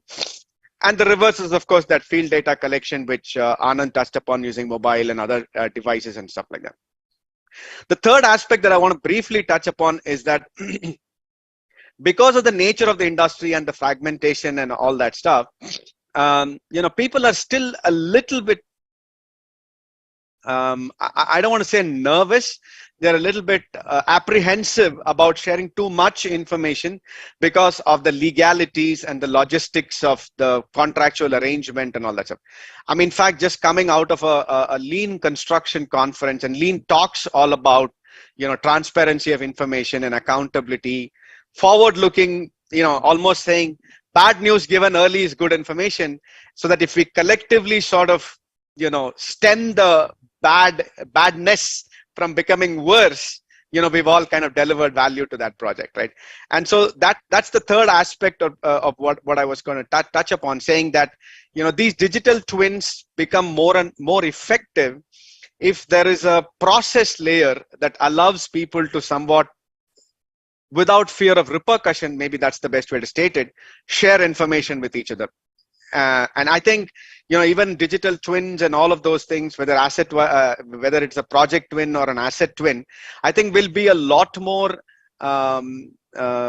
you'll derive a lot more ROI if they're enabled with these lean-based processes, or even lean-enabled contracts and things like that. I mean, I'll stop by saying, and maybe by saying, somebody mentioned this, right? All of us know now that data is the new oil, right? Somebody mentioned this, that in construction, we only use 4% of the data that is collected. 4%. Put that number in perspective, right? Which means, I'm not saying 96% is not used. That 96% is either re-entered data, reanalyzed data, or just lost data, lost in translation because of the movement of people, because of the siloed systems that we work with, etc. Right? So I think the name of the game right now is to create that digital information flow from stakeholder to stakeholder, through design, through procurement, through constructions, and into operations, somewhat seamlessly, avoiding data entry duplication, so that there is no Chinese whispers effect as that asset sees its light of day from a virtual design concept to a real physical asset and into operations. I'll stop there and maybe continue on that, Sudeep. So Sudeep, you're on mute now. Yeah, sorry. Thanks very much, Kalyan. I think whenever I speak with you, I interact with you, I always think that I'm getting only 4%. Give me some 96%. Thanks very much. Now go to Vineet. Vineet, you got the context of the construction industry. So you are adjacent to the construction. You are a supplier to us. So what's the trend there? I mean, in terms of the characteristics of the of digital, I would say, in your industry, mining materials, so important for us, because we can't. I mean, the infrastructure can't stand without you. Right. Great. Just to add to that, Sudeep, not only supplier but also customer, because there is so much of development, right? And if I talk about L&T, I know L&T is doing so much of work in our company right now, right? One of the lot of good work which is happening and getting done by L&T. So this is there is both side of it. When let's connect the first topic, when it is the supplier side of it, right? More of a so what L&T or any of the infrastructure industry needs, they need on time, on commitment, and the least cost delivery, right? I think it's a very basic thing. Everyone loves to. Sudeep, if you can go on mute. Yeah, sorry. It echoes. The technology still have not improved. Yeah. So what I was saying is, when it is a customer side of it, right, or you are a customer, right, any of the infrastructure industry, they want to make sure they receive the material on time, on commitment, and on cost, right? To do that, what the industry, any of the metal mining manufacturing company has to do is to produce on time, to make sure they know exactly when it needs to be delivered. Because if it is kept longer time, the cost of inventory increases. If it is a shorter time, right, you are risk of not delivering on time, right? So you have to figure out the right timeline when this has to. Now you have to go backwards. So the way any of these industry, I'm not talking about my company, any of the metal mining company, the way they work is generally backwards. While there are make to order and there are also just manufacture and you keep it. There are different types of industry, but if it is a make to order, you need to make sure you manufacture and keep it on time.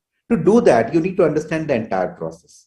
And I'm touching up all that because I think all the technologies has been talked by both Anand and Kalyan, right? So this is where in future process digital twin will have the entire view of the value chain. Where exactly, when exactly a customer is going to getting it delivered, right? With a POD ending at the proof of delivery till the time the raw material, that's either you call it an iron ore or bauxite or zinc. I think any of these, right? So if you talk about that, that is the way to do that. What needs to be done? You need to have the entire process digital twin. To achieve a process digital twin, you need to have the data from each of the different part of the value chain. To do that, you need to first digitize. There are a lot of still, this is a legacy industry, hundreds of year old. A lot of manufacturing started or of metal mining space started, right?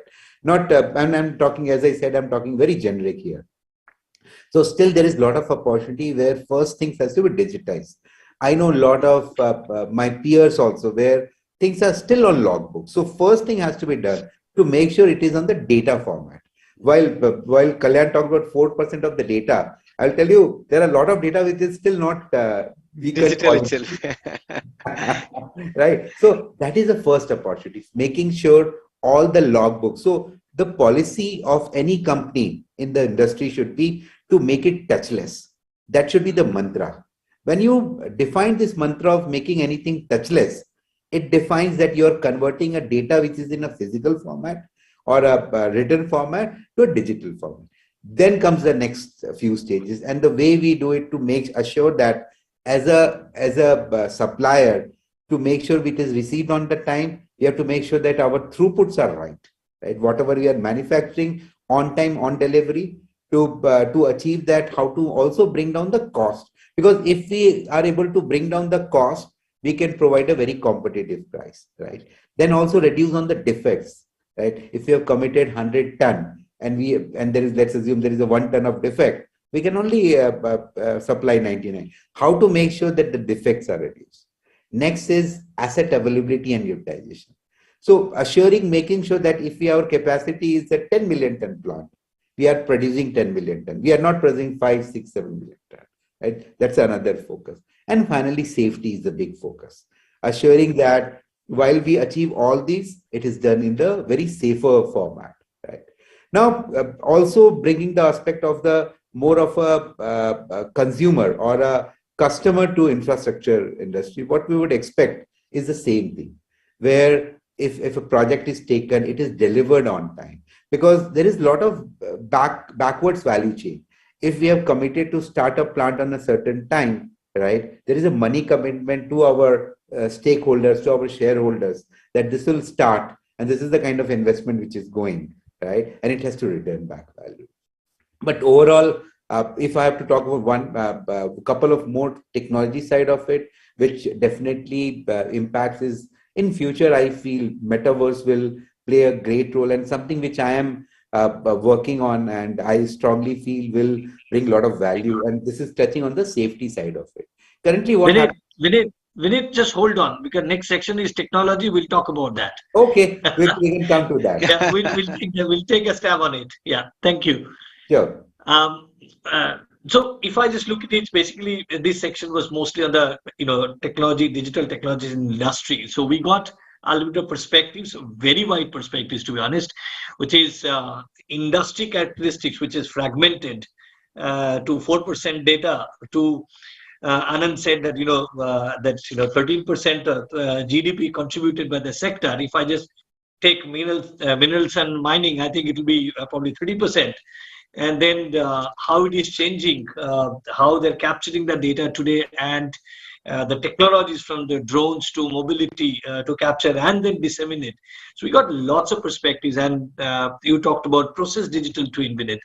So I think the infrastructure as an industry plus the adjacent, which is basically mining and materials, and that side also is kind of covered, and we can see that many of the technologies are already in place. But what I liked, Vinith, is your grounded approach, which is, let's connect first, right? Let's start connecting the logbook first.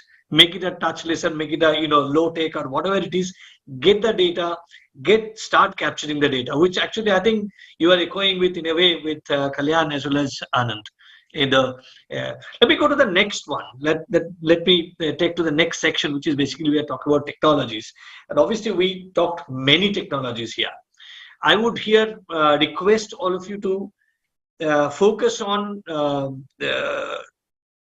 or 3 technologies and give some examples that what those companies, you may not be naming those companies or naming the geographies as well. It's completely up to you, but tell us, by those technologies, what problems they've solved, and how did they measure? Give us some live examples so that the industry players who are actually part of this audience, they can also well understand and feel that what's changing real life, right? Anand, why don't you take a step first? Thanks, Sudeep. So clearly, I would say I would pick the thread from where Kalyan left. So while we are saying that 4% of the data, he mentioned 4% of the data is hardly used, because what is happening in this particular sector, there are multiple stakeholders, starting from a conceptual design company or people who conceive a project, who evaluate that project financially. Then the next phase comes where people go and do actual surveys, and then the third phase set of people come who do the detailed design, and then finally from this the tender documents are prepared, and from there then the contractor comes and he constructs, and there is a PMC consultant who oversees the project, and finally this is handed over to the owner operator for the operations and maintenance. So what is common in all this is data. And what Kalyan mentioned, probably I would emphasize further, that it's in each of these stages where each specialist is coming, they are not taking the data from one phase or one stakeholder to the other.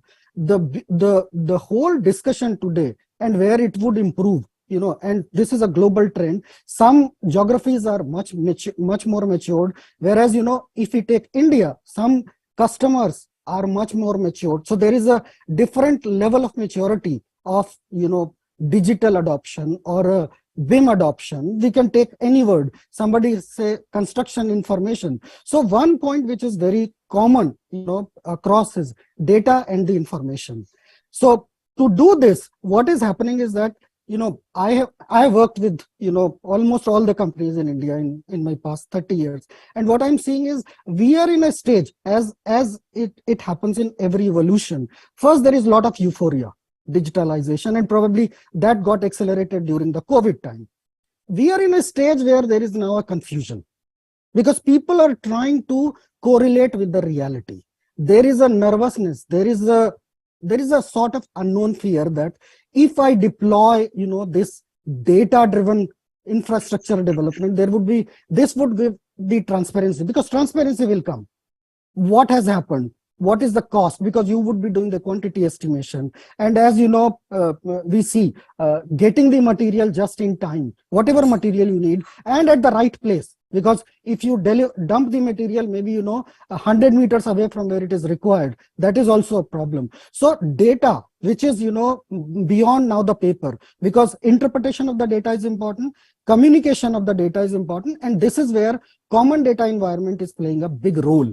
And gone are the days where the captive data formats were important. So today there is a lot of focus on the common data environment. There is a focus on optimization of the information right from the beginning. So I'll take 2-3 examples. So one example which I will take on the National High Speed Rail. Now, National High Speed Rail has put all on this entire stretch, Mumbai to Ahmedabad, they have put 65 course stations, continuous operating reference stations. And what they are doing there, they have densified the benchmarks. So the entire project, 508 kilometers, whatever is the length of the high speed rail, that is in single frame of reference. So anybody comes there, there is a measurable, there is a reference point with which you would be measuring, because ultimately on this high speed rail we have to achieve a accuracy at the track level 3 millimeter. Now that would only happen when everybody is working in tandem. So information, positioning, design, intent, communication. So that is one example. And then the second phase, Sudeep, that L&T is part of it in majority of the construction as on date. So that is one example. And course is doing a big thing, there. Other things are around construction and other things they will take. The second example, again, I would take from the railway side. So Mumbai Metro, where, it was around that Hutatma Chowk area, where there were, very old buildings, and there was an unknown fear that when the drilling will happen for that metro, the buildings would be, they would be destroyed because of the vibration and others. So the technology played a big role in terms of monitoring the amplitude of the vibration, and then capturing, what was the site, what was the status of the building. So documentation of the existing asset, and that has happened through the, people have taken pictures or people have done the scanning of that. There was a clear situation that, what is the state of the building, and then what was the impact, and, it went back and forth into the legal, and the project was also, stalled for a while. So by putting the structural health monitoring, technology, it was possible to overcome that fear of the people who were involved, largely, as well as, safeguarding the contractor to a certain extent. That what was the third example I would also take on the rail side. You are doing this Char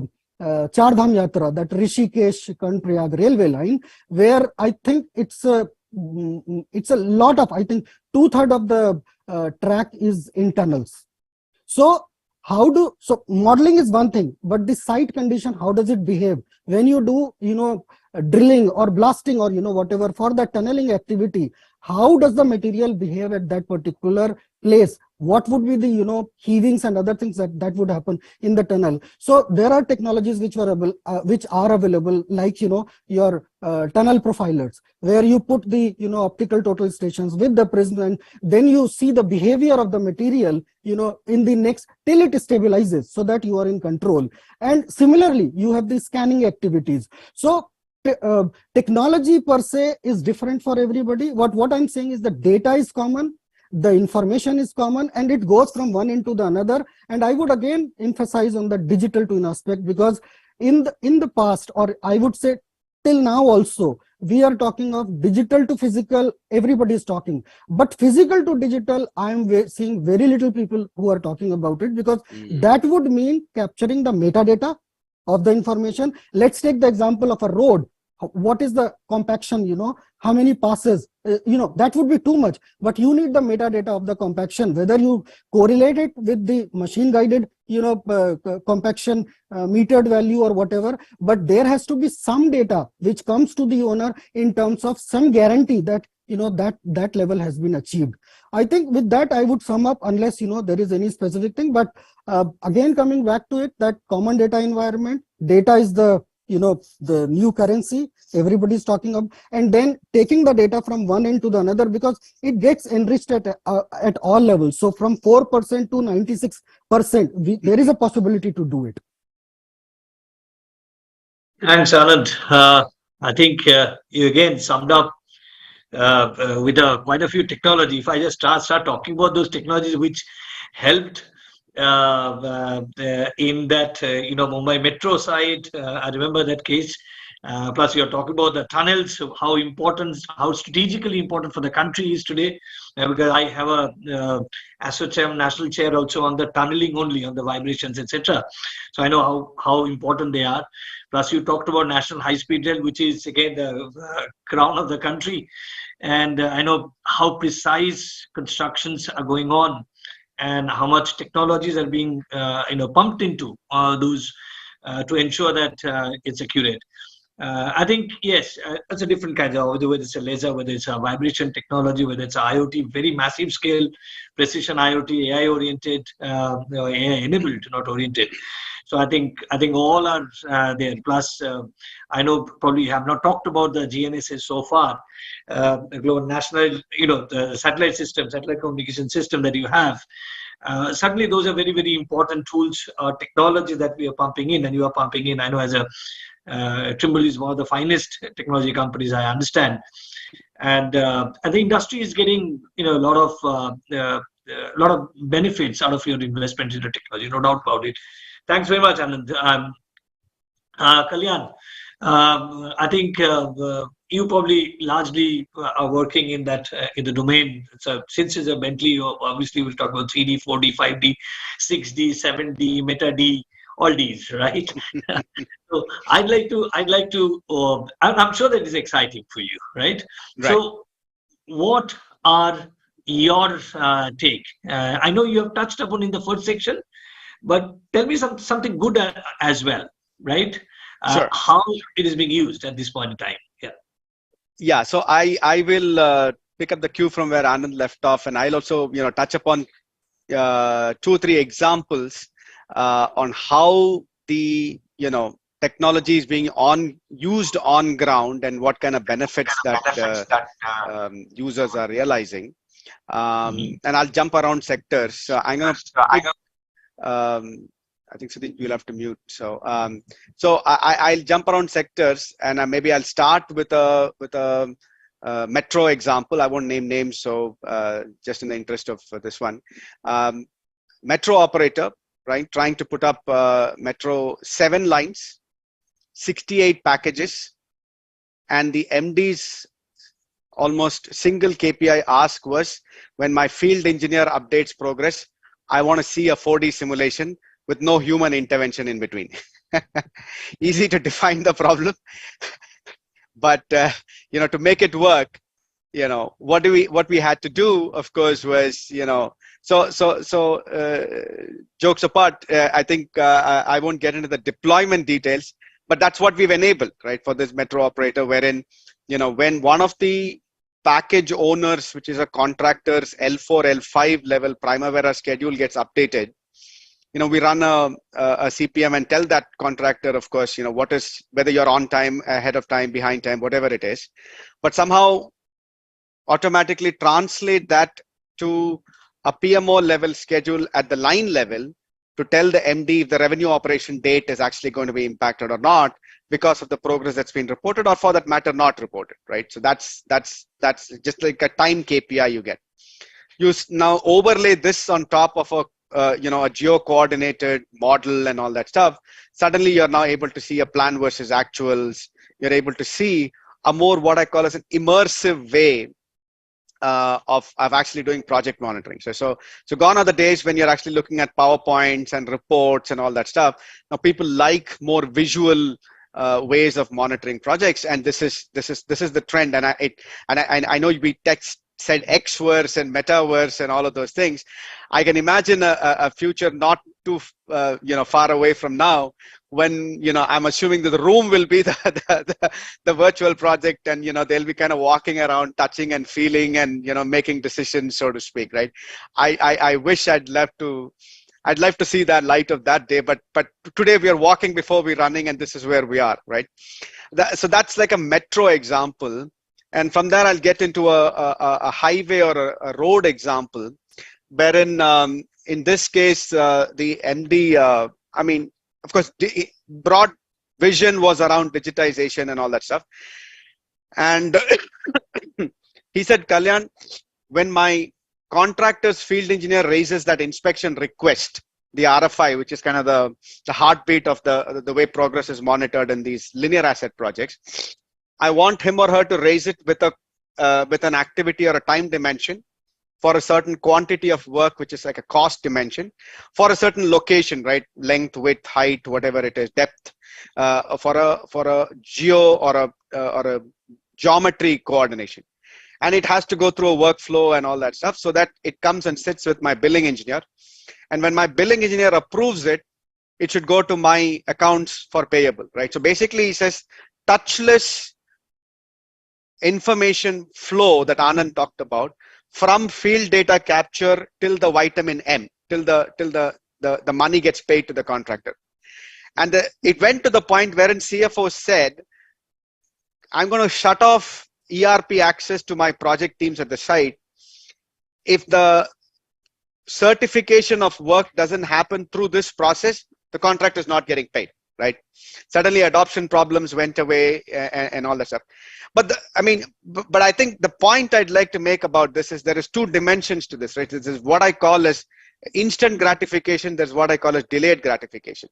So the instant gratification is, of course, the fact that, there is accountability, there's transparency, the turnaround time for sort of, the billing enabling and all that stuff went down from like days and weeks to like hours and days, so to speak. And the cash flow for the contractor went up. So the contractors are happy. The owner himself, compared to the other projects, realized that a lot of double billing, rebilling, billing errors, all that went away. So like a 10x improvement in the ROI in just the way cash flow was being monitored, as not to mention progress was monitored. But the delayed gratification is the important point. He said, Kalyan, whether I get benefit or not, I will. I know I will. But 5 years, or I have to operate this asset for 10, 15 years, right? 5 years down the road, if I know there is a pothole in the road or something, I should be able to go back trace and say, who was that RFI created by, what happened, what was the approval, and to Anand's point, what is the bearing capacity and all that stuff, so that I at least know what happened and how I use this to continuously improve the business and make sure that it doesn't happen again, is where he thinks I'll get a multiplier on the ROI that I'll get by digitizing this information, right? So I think the point I'm making is, while a lot of people are looking for immediate benefits, there are visionaries or forward-thinking companies who are looking for not only immediate benefits of digitization and data, but also sort of the long-term benefits that they'll get out of it. So I'll stop with the third example, which is in a commercial real estate space, right? So in this case, this is a case wherein there are about 25 different organizations, and Anand talked about common data environment. I'm going to stretch that word of common, Anand, with your permission, and say I'm going to call it a connected data environment, wherein the intention was to say that, when a consultant, when one of the stakeholders, the 25 organizations coming together to deliver this, this commercial tower, anybody gives or gets information, the information that the owner is asking for is my building going to get delivered on time, within cost, of course, without compromising quality and safety. So I'm stealing words from Vineet's first pitch there, but all the owners I know have like a single point KPI. Based on whatever you're collecting, whatever you're doing today, is my future impacted? Is my revenue generation capability from that asset going to be impacted? And if that is so, let me know now, right? So here again, we're at a place wherein the consultants are directly uploading documents. It's going through a workflow of getting approved. It's getting directly released to the contractor in a touchless manner. The contractors, field engineers are updating progress and raising queries, RFIs, all that stuff, giving progress, and management gets a real-time or near real-time dashboards. And a lot of benefits that they're realizing is in that connected data. I mean, I had one owner of a real estate company tell me, Kalyan, I did not know that my inability or my delay in decision making of this small land parcel and land acquisition will have a meaningful impact on time 3 years later. By stitching that data together, by connecting the dots, so to speak, you're giving me that visibility. So because of this, the fact that all the people are connected, the technology and the data is connected, they're saying that the governance of all of these projects and the level at which we're able to operate has gone up significantly, right? And the ability to sort of productivity gains is so well understood and accepted. He's saying now I'm able to reconcile bills that all of my contractors are submitting, to within a 5% accuracy, with very little time, in split second, gains. So all of this, I guess, in various shapes and forms, I'm saying different ways to measure ROI, different benefits that people are looking for, short-term, medium-term, long-term, and different KPIs that they're looking for based on the sector, based on the role they're in, etc. Exciting times. I think more we can talk. So, Thanks very much, Kalyan. Sudip, So, with your permission, can I add to what? So exactly, what you said, connected data environment. I would even say connected infrastructure development. Sure. Because what is happening is today the data is giving the ability to, from your design labs, from your engineering labs, the data is coming directly onto your controllers. And these controllers are pushing the data onto the machines, be it grader, excavator. I'm taking some of the examples which are related to the horizontal. But if you take a building, and I would take the example of maybe one of the important projects, Parliament, the new Parliament building, where nice. It's important to measure the quality.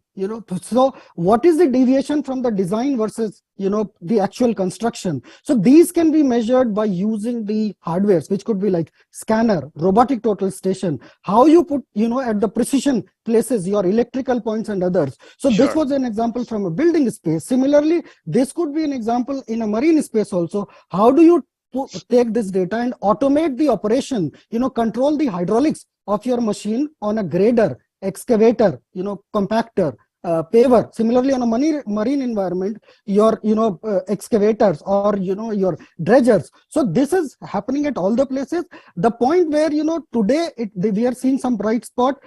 The productivity is main focus, where we are still seeing very low impetus at this point of time. Quality measurement, and since quality most of the times is governed by the owner, so owners have to be a little more specific on what do they want to measure, how do they want to measure. So during the bidding stage, the ecosystem is rightly quoting for that type of job. So productivity people have taken, and I have numerous examples where machine automation, people are doing this machine guided construction, machine automation. But when it comes to the quality, which is a compaction, which is about measuring these deviations on a building environment or on a plant environment, we are still seeing a long way to go. Sure.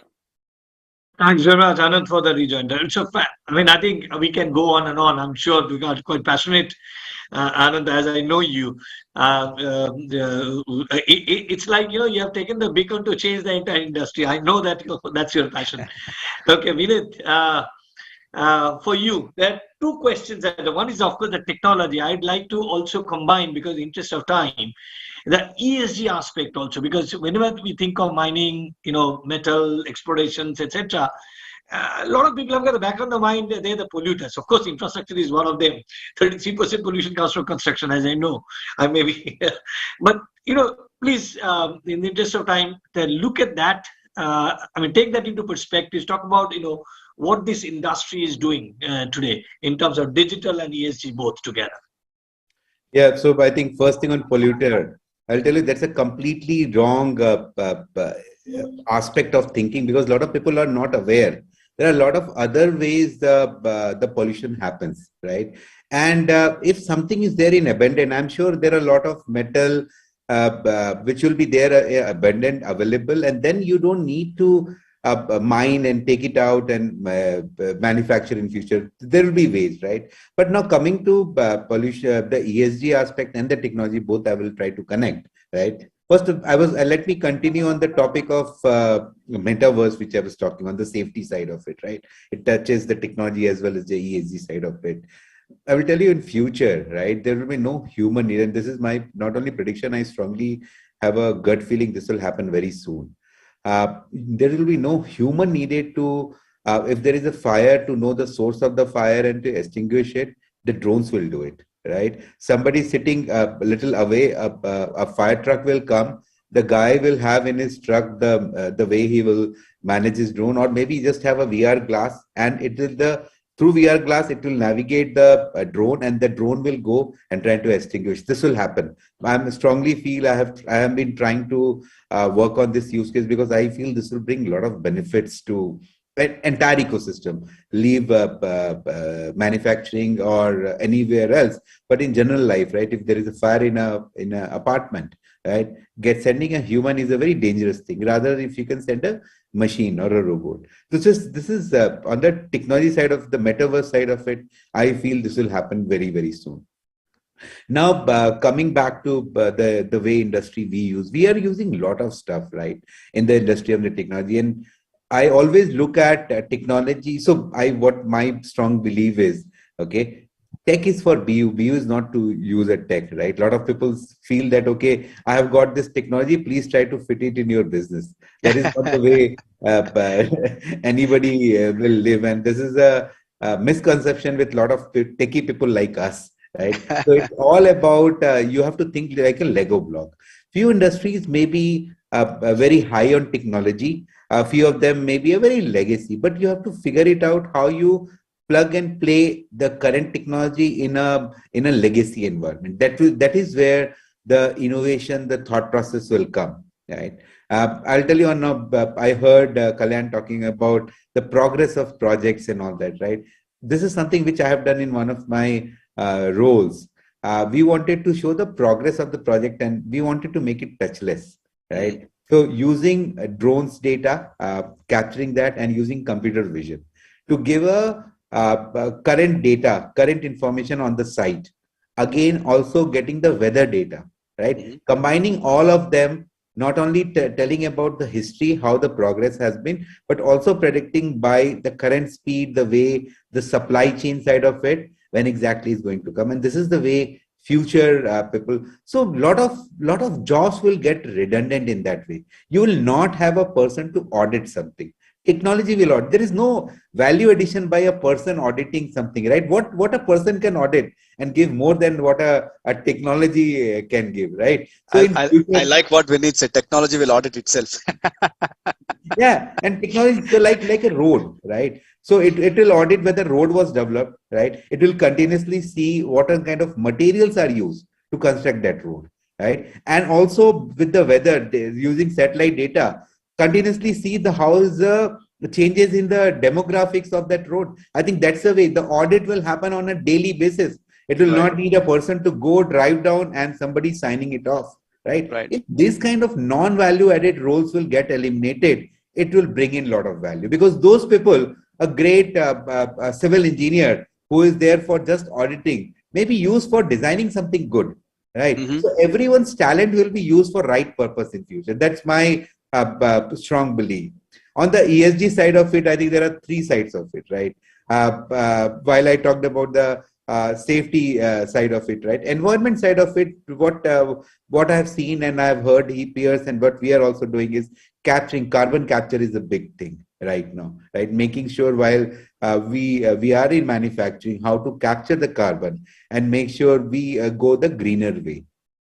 On the governance, right, there are a lot of technology which is used across the sector, especially which is again a non-value added work, like somebody approving just an invoice. Why just we use bots for that, right? Instead of a human doing that. If it's a standard process, SOP is defined, why you need a great human brain to do that, right? So, and similarly, whether it's HR, finance, legal, lot of insights from the legal. So this is what the technology will drive. I know I'm diversing a little bit away from, but these are all the feeders to any industry, right? And all of us are dependent on that. So I think broadly, these are the areas. And finally, maybe security is another thing, right? Especially OT security from my industry standpoint, right? It has never been touched in past. It was never connected to outside world, but with the things like predictive maintenance for asset, right? It also gives the data outside the plant,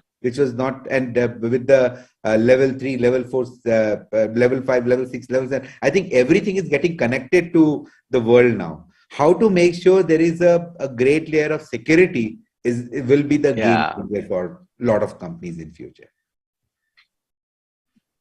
Sudeep, you're on mute.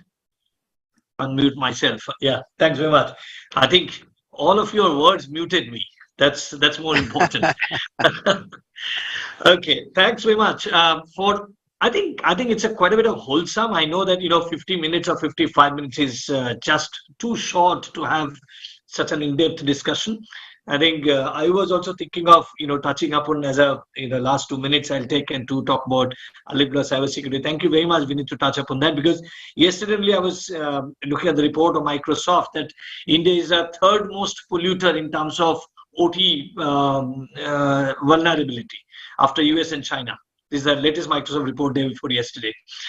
So we have got huge things to do right at this moment as a country. Especially we saw some of the very high profile compromise in the systems, right, over the last few days. That's one. Secondly is, I think, common data environment, connected data, connected infrastructure, etc. All fantastic. In fact, if all of you go to the same direction, I'm just giving you one example. I came across with some of the government officials. They told me, here is a bridge. This bridge was built around 60 years ago. We don't have any data at this point in time. Can you do something? Can you get a date? Can you get a architectural or an engineering design drawing for us? So that's also a reality. One is left to right, getting the design done, 2D, 3D, 4D, 5D, all Ds, XDs. But at the same time, we do have an environment here where we do not have any data, but the bridge is still existing and it needs maintenance. Why do we do that? How do we do it? How digital can help the other way around, right? There's a second part. Third part is, which if I don't talk about, I know we are just out of time. I believe we are dot on 150, but I must touch this, which is people. In infrastructure, of course, we are building something, but who are building is the people. I think it's time that we treat our people. The people means who are not only employees, the people who are actually the contracted workforce, which are huge in this industry. How do we take care of them? Not as a transaction. Even 10 years back also, we used to talk about who has come in, give him money, let him do work and go back. That's it. Can you tell me who has worked 20 years ago in your industry? How his skill profile is today? Which are the projects he has worked upon? What skills or what certification he has got today? What is his family situation? What is his health situation? Today we have no data, right? As a country where 1.4 billion people are there, and in some of the companies, like I can talk about in our company as well, 300,000 people in a day we work, right? I mean, they work. Now we have changed. Of course, last 6 years in the digitalization era, we have done a huge change. But I think, as an industry, we need to integrate it with our social network, our financial network, right? Not only from the tax point of view. Tax is one part. It's a gift back to the government. The same thing, how government also gives its schemes to them. How can our corporates help in understanding, not as a transaction, as an asset? I think take this in your views, and maybe some day we'll talk about it. And thank you very much. That's our take words actually in Proverbs. Thanks very much for participating and enlightening all of us. And I've been personally, I can tell you, I've been enlightened quite a lot. Thank you, Vinny. Thank you, Anand. Thank you, Kalyan. It's always delightful to interact with you. Thank you very much. Over to Anand. Thank you for the opportunity. Thanks for the Thank you, opportunity. sir. We would be coming up with a detailed proceeding, and in any case where we would want to explain anything to you, we'll come back to you for your guidance and all. If you could kindly help us out. We'll look forward to that. Thank you. Thank We'll you. be, Thanks, and Vinny. we are Thanks, immensely Anand. grateful to Hey, all of you. Thanks, Kalyan. Thank It you. was a pleasure. Thank you so Thanks. much, the organizers, as well as the audience, who have been patiently listening. I know. I do not know, what would be the follow-up from the audience side, but if there are some questions, we would be happy to answer them. We will be sending email to you directly. Okay. Thanks. We are running out of time, I understand. So Thank you, guys. Thank you all. Thank you. thank you all. Thank you. Thank you. Thank you.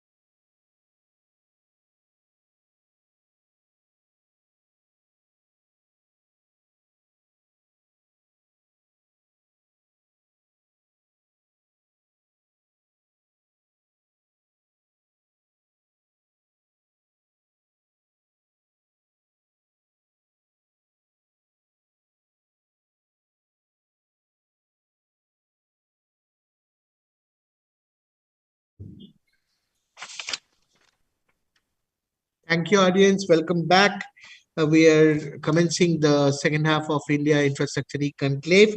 We have very eminent speaker with us, Mr. D.K. Sen, whole-time director and senior executive vice president, development projects of L&T. The session will be moderated by Mr. Manish Agarwal, infrastructure financing and regulation specialist and former partner leader, capital projects and infrastructure, PwC. Over to Mr. Agarwal. Thank you, Arnab, and good afternoon, Mr. Sen. Absolutely my pleasure and delight to have this opportunity to speak with you. Good afternoon, yeah. Same with you. I must add, of course, I was with PwC more than 2 years ago, and now I run a website called askhowindia.org, where we simplify complex public policy issues. So for me, this is a great opportunity to hear from you, Mr. Sen, on some of the infrastructure policy issues as well as the changes that are taking place in the industry. In the interest of time, I will jump into the first one right away, which is really around this CapEx cycle revival. We keep hearing about public sector spending, about private sector CapEx cycle revival. At L&T, you are really at the cutting edge of it, from your order books and from your bidding and participation and so on.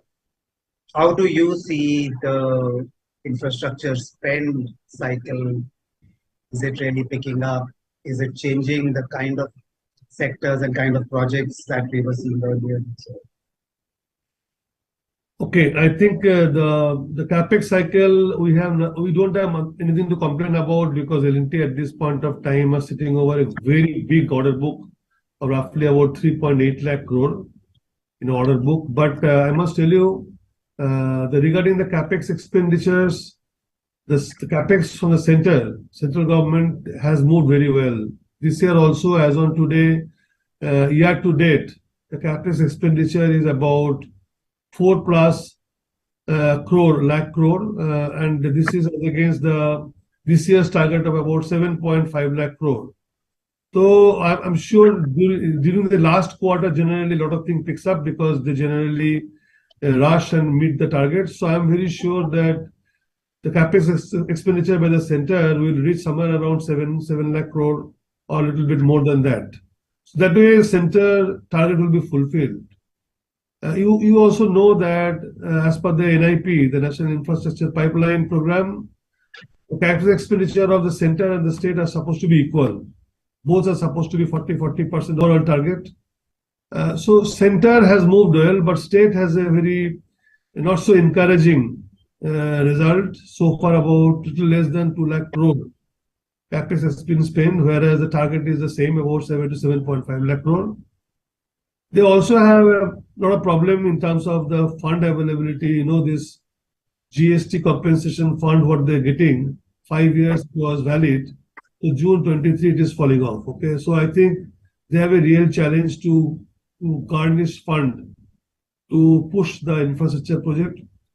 I feel that this problem will remain for quite some time until unless center really steps in to see how they can help them in terms of monetizing the state infrastructure or allowing them to find out ways and means to earn more money. But also the states are having compulsion to give more subsidies, freebies, because that is what is making them to sustain. So this money is straight cash being paid. There is not really not possible to use that in infrastructure building, which will give a much more multiplier effect. If you spend 1 rupee today in infrastructure, the return is about 3 rupees. That's how is the multiplier effect, which is not going to be there for subsidies. So this is a big subject. A lot of discussion is going on. A lot of strictures are coming, but till it remains, it will be a problem. Regarding the private investment, I must tell you, a lot of tall actually announcements are being done. If you see this year so far, roughly about 8.5 lakh crore worth of private projects have been announced.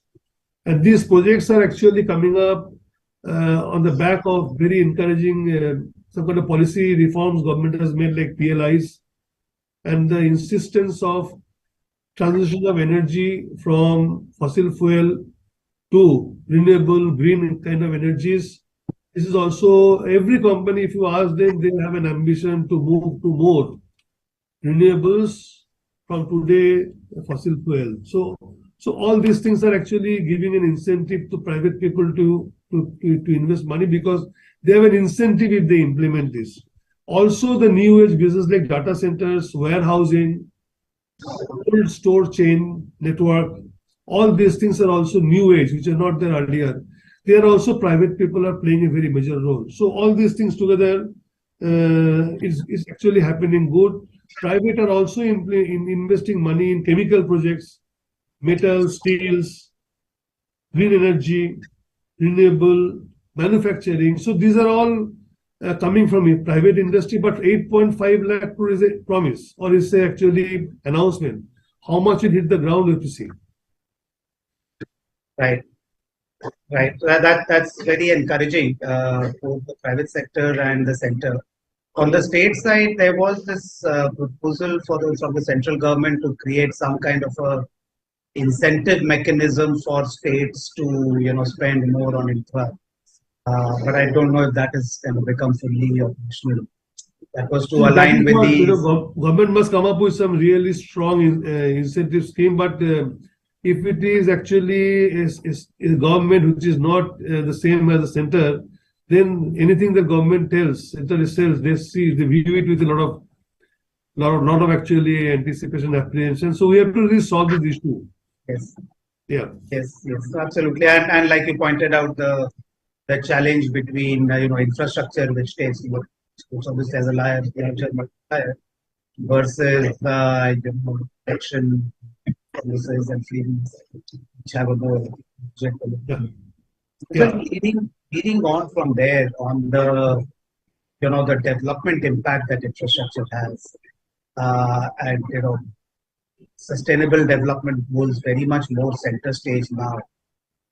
But very often, when we think of sustainable development, quickly the discussion moves to carbon emissions and to renewable energy, which is just one part of job creation, inequality reduction, women employment, and so on.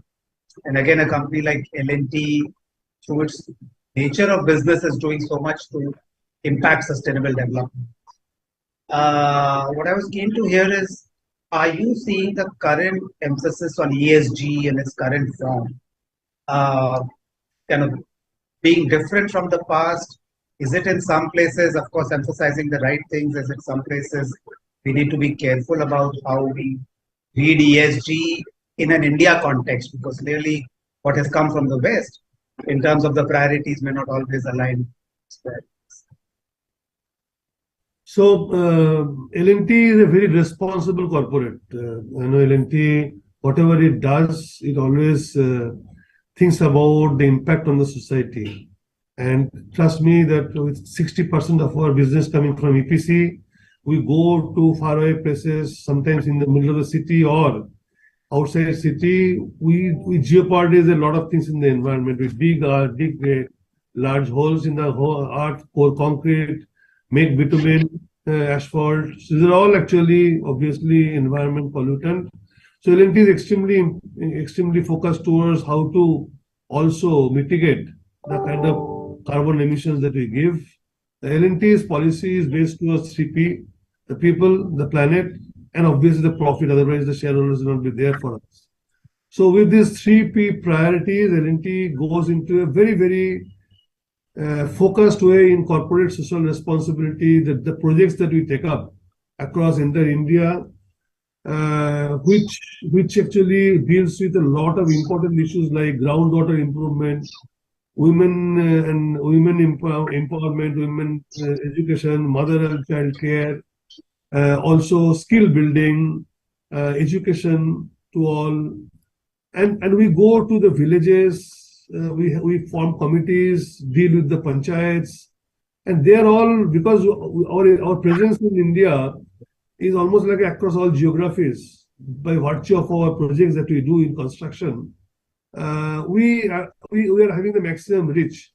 The programs that we conduct are about it is about 15 to 20 lakh people are getting benefited by the program that we do in terms of the corporate social responsibility. It is so important that in the corporate social responsibility board, we have got 3 board members from L&T corporate, so that much of importance being given. Every proposal is viewed with a lot of emphasis on whether it really are going to have a good impact on the society as a large. So with this in the mind, our every project, when we implement and when we actually go for bidding for a project, we always see the sustainability and the environmental compliance of the project, how to make it more environment compliant in spite of being a hazardous project or as a construction project, which is really bringing a lot of hazardous into the industry. We have very strict norms for our ESG compliance.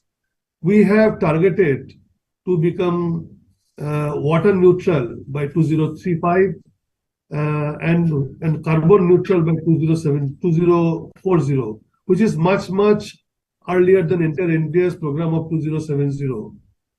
And we have very big tall task of planting trees, which is also to bring down the impact on the environment. Our entire program is designed such that last year itself we have actually reduced around 40,000 tons worth of carbon emission in terms of if you actually compare this, it is equivalent to roughly about 5 lakh trees being planted. That kind of effect we have brought in through our various initiatives. We are also investing about $2.5 billion into forming a grid portfolio. About 4 gigawatt of hydrogen power plant we want to build, which is going to be there maybe within 2 years time. We will achieve this target. At this point of time, our own Made in India hydrogen power plant is operating in our own heavy engineering workshop in Hazira, which is for obviously internal purpose, but captive purpose. But it is actually a starting towards making India self-sufficient in building hydrogen plant, green hydrogen plant. This is obviously by the process of electrolysis, but we are also trying to acquire technology for the membrane technology for producing green hydrogen. L&T has been consistently trying to improve its portfolio in its revenue more from the green energy. L&T, our turnover is roughly about 1.5 lakh crore. At this point of time, our 38% of our earning or revenue comes from green portfolio, which is really commendable because L&T is a new player in this field, and we have already acquired top 3 positions. Within top 3 positions, our name is coming in ENR ranking of the environment firm. So L&T is a 3rd place holder in global ENR 200 environment firms, and we're the only one from India. And that too, we are just debut. In this year itself, we have secured the 3rd position. This is actually we are extremely happy and encouraged by this achievement of ours. So we have no reason not to continue our initiative towards forming a big actually hydrogen, renewable portfolio. At the same time, to become more and more environment compliant and increase our renewable portfolio. Right. So that's extremely impressive, and I think those who know the industry and know L&T didn't expect anything different in terms of the country's leadership coming from L&T and these matters. So just pushing on this point a little more, and for a minute, looking at it from India's perspective, we've always had this struggle of development versus global priorities in terms of carbon reduction and so on. And affordable power versus clean power.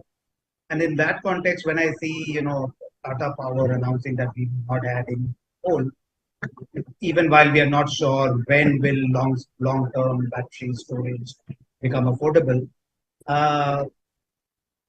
do you, as somebody who understands infrastructure and its development, do you see us having to tread this path more carefully hand to kind of swing from one side to the other?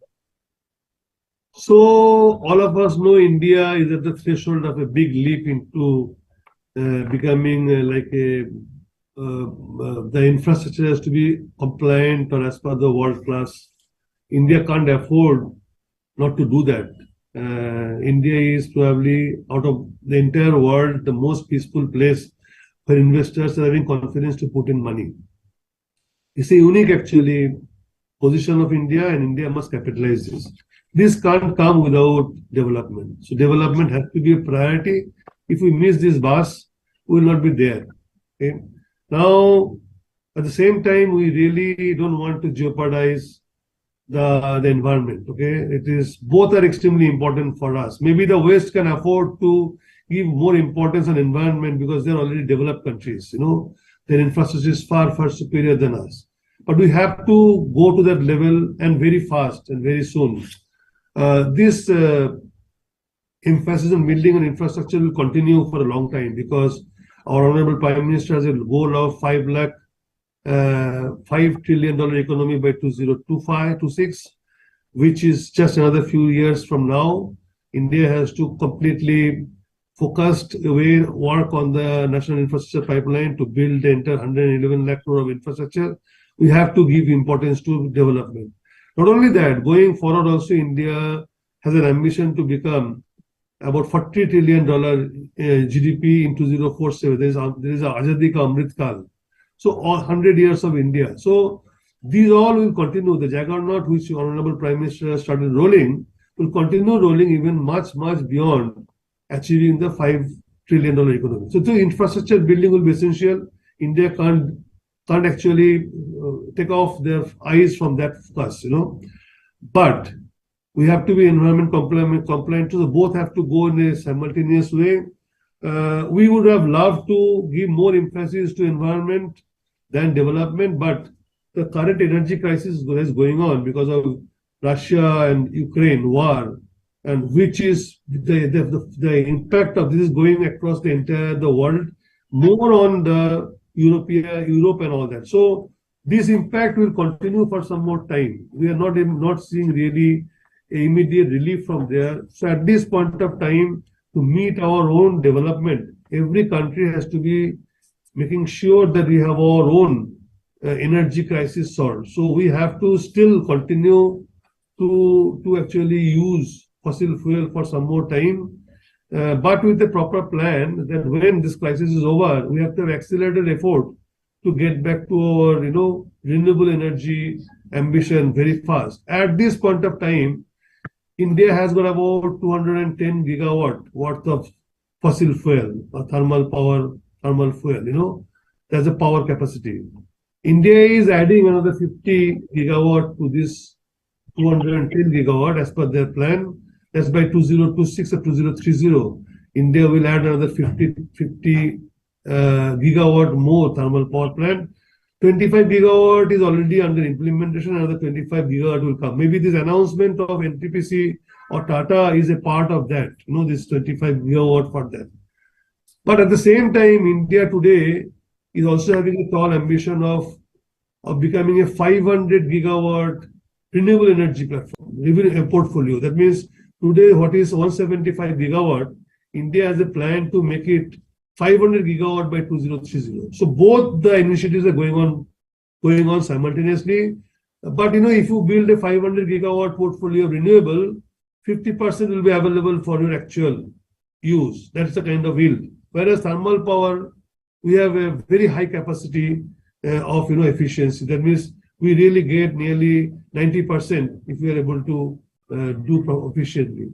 So that way this balance will continue. But definitely we will not ignore the environment, but at this point of time, to meet the India's demand for development, we will probably indulge upon using some more fossil fuel, but we will know that by 2040 or 20 maybe 45, we will try to exit this completely by building a substantial, commendable renewable portfolio. Absolutely. So it's not an either or, it's a balancing act. Do I have time to slip in one more question? Yeah. So just picking up on your point about obviously India being the place where private investment is still coming, and we need a lot of private investment in infrastructure. Not only do we need private investment, we also need high quality developers. And for kind of well-known reasons, L&T, after having done roads, transmission, Hyderabad Metro, decided to not be in PPP. I think those reasons are well understood. Is there kind of one or two big things that India needs to do to bring good quality developers into infrastructure, into PPP infrastructure? I mean, right now the number is fairly small that large companies, whether Indian or foreign, want to own and operate infrastructure. So L&T, like all other big corporates, were extremely enthusiastic about investing money in PPP. At one point of time, we were building PPP projects or making private investments because with this process, we are building competencies also. Credentials are being built. We built a 2 into 700 megawatt thermal power plant in Nava, Punjab. That gave us the credential of super thermal, technology of thermal power plant. We have built large portfolios in power. We also have invested in 14 road assets through a very rigorous way of bidding for that, and sometimes we also gave premium for getting a project, and we developed the entire engineering and manufacturing and also execution capability, equipment, everything was there. These projects are successfully completed, and all of these are tolling. We also have built a hydropower plant had been in our money. We have built a 70 kilometer long Hyderabad Metro, the largest in India, and it's a state of art. It's compared with any other country. However, in that process, we invested nearly we actually had invested a lot of money, and around 25,000 crores were in our actually debt. We had consolidated in our accounts to build this infrastructure. But when these are put to actually commercial earning, we found out that the earning is less than what was spent. So we are not really having a very profitable growth. Also, because of delay in the project land acquisition and this thing, we are delay in the whole project, and delay in the project means the increase in the cost, so project become unviable. So almost entire gang of people who started the PPP or HAM or in private investment, they walked out of the scene. Nobody is bidding now. Some new companies are bidding now, but the kind of enthusiasm is lukewarm. It's not much of enthusiasm. People are not really coming up freely and with an open mind to invest money. The government has to bring in a few things from other countries of the world, developed countries who has successfully practiced PPP projects. Say in France, Vinci is actually surviving mainly, largely on the PPP projects. There the concessions run for 30 years, 40 years, 50 years successfully. There the people are disciplined, they don't challenge the tolling. Nobody comes and makes a public PLI to stop the infrastructure project. The land is available. All the kind of utility diversions are done properly. So the subcontractor or contractor comes in and has a real nice actually stretch in their hand to build a project and come out and start tolling. Government of India has to really, they have to bring back the private developers back into PPP investment. They must take care of this issue that all the roads, all the infrastructure projects must come up with 100% land acquisitions, with all the clearances having done, with all the mining approvals being with them, all the forest clearances and all that to be readily available in the hand. And everything must come under one ministry or one single window clearances. And then if a developer comes in and puts money, he knows exactly I can finish this in 24 months or 30 months. He will not have the problem that what is 24 months project will go to 35 months or maybe 40 months, which is a bleeding of money. And then when he actually commercially opens the infrastructure for completion, he will also know that he'll be able to exit it very easily whenever he wants, because ultimately the money has to get rotated. So if he is developing and selling at a higher price, that money will come in and put again in another project in development. Whereas the private equity players, they have a risk-free asset. They will keep on operating for next 20 years and earn money. This is a complete actually cycle. If this cycle Indian government can ensure, then we will be really having a lot of private developers coming back into the scene and investing money, and ultimately government will be having really a fantastic infrastructure to be proud of for India. So I'm sure government is working. A lot of positive things I'm able to see. Government has actually given 100% exemption to sovereign oil front, which is a very good thing. Also, the linking of the inflow interest and outflow interest. So today, interest and outflow interest is leveled. Earlier, the inflow interests were more than outflow interest. So thereby, we were having a lot of money in tax credit, which was hanging there. Nobody's going to avail that. Then 75% of the arbitration amount, settlement amount is being paid today by putting a bank guarantee. I have been advocating to the government, please don't ask for bank guarantee, because for private players, giving a bank guarantee is also very difficult, which is under actually review by Department of Economic Affairs. But however, still there are a lot of issues to be closed. Today, the risk of earning is still lying with the developer. The government must step in and at least must actually assure, in case a project becomes unviable by the earning, that means whatever earning was projected in the tendering time, if it is falling short, the government must compensate, because the developer had all the good intents to earn money from there. If the estimate was wrong in terms of the revenue, government must come in and help. At the same time, also, the dispute resolution is a big subject. Dispute are mainly because of the problems that the clients default. Clients, if it is at default in giving land or the clearances, then the delay comes. And the delay comes means cost overrun. Then the contractor puts in claim. So all these things have to be addressed by the government. I'm sure with the kind of present state of the eagerness of the government, all this will be solved, and very soon the private people will come back into infrastructure development. Absolutely, and I think you've touched on the most critical issues. And I remember Mr. Jaitley's 2014 budget emphasized plug and play readiness, de-risking of infrastructure, and dispute resolution. I would, I'm sure, love to carry on this conversation with you for a very long time, but I can see Arnab has other plans. So Arnab, I'll hand it back to you. My pleasure, and absolutely delighted to have this opportunity.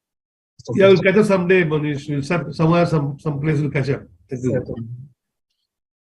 Sure. No, we can listen to Mr. Sen for an entire day. That is the kind of charming personality that he has. But with this, we have to conclude this session. We are immensely thankful to Mr. Sen for joining us despite of his busy schedule, and of course, Mr. Agarwal to wonderfully moderating the session.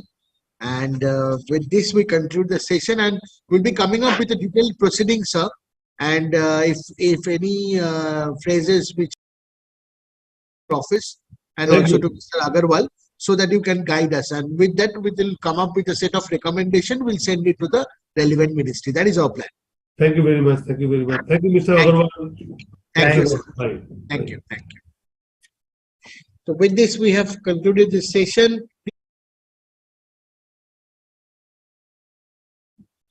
Experts Roundtable Strategizing Finance and Infrastructure Domain in a couple of minutes. Thank you.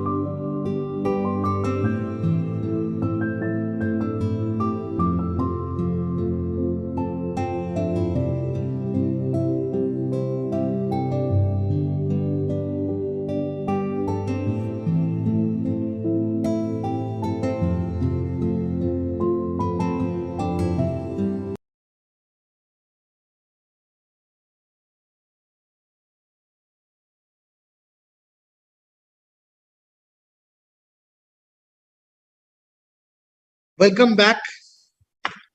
The last session of India Infrastructure E-Conclave.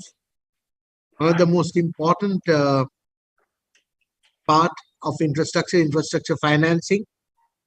The name of the session is Experts Roundtable Strategizing Finance in Infrastructure Domain.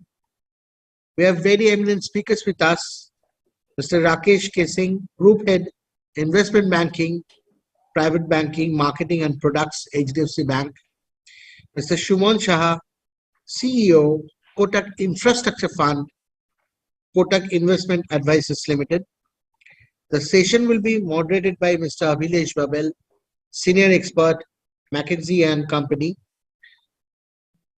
And before I hand it over to Mr. Babel, just one small note that we have covered the sustainability part, the era of green.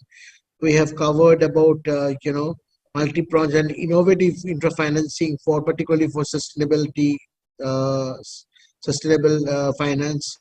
So we have covered multimodal transport and tech infra and all. And now will be how you can strategizing finance in infrastructure domain. We'll take a note of the deliberations of today's speaker's note. We'll make a note of it and we'll come up with a proceeding.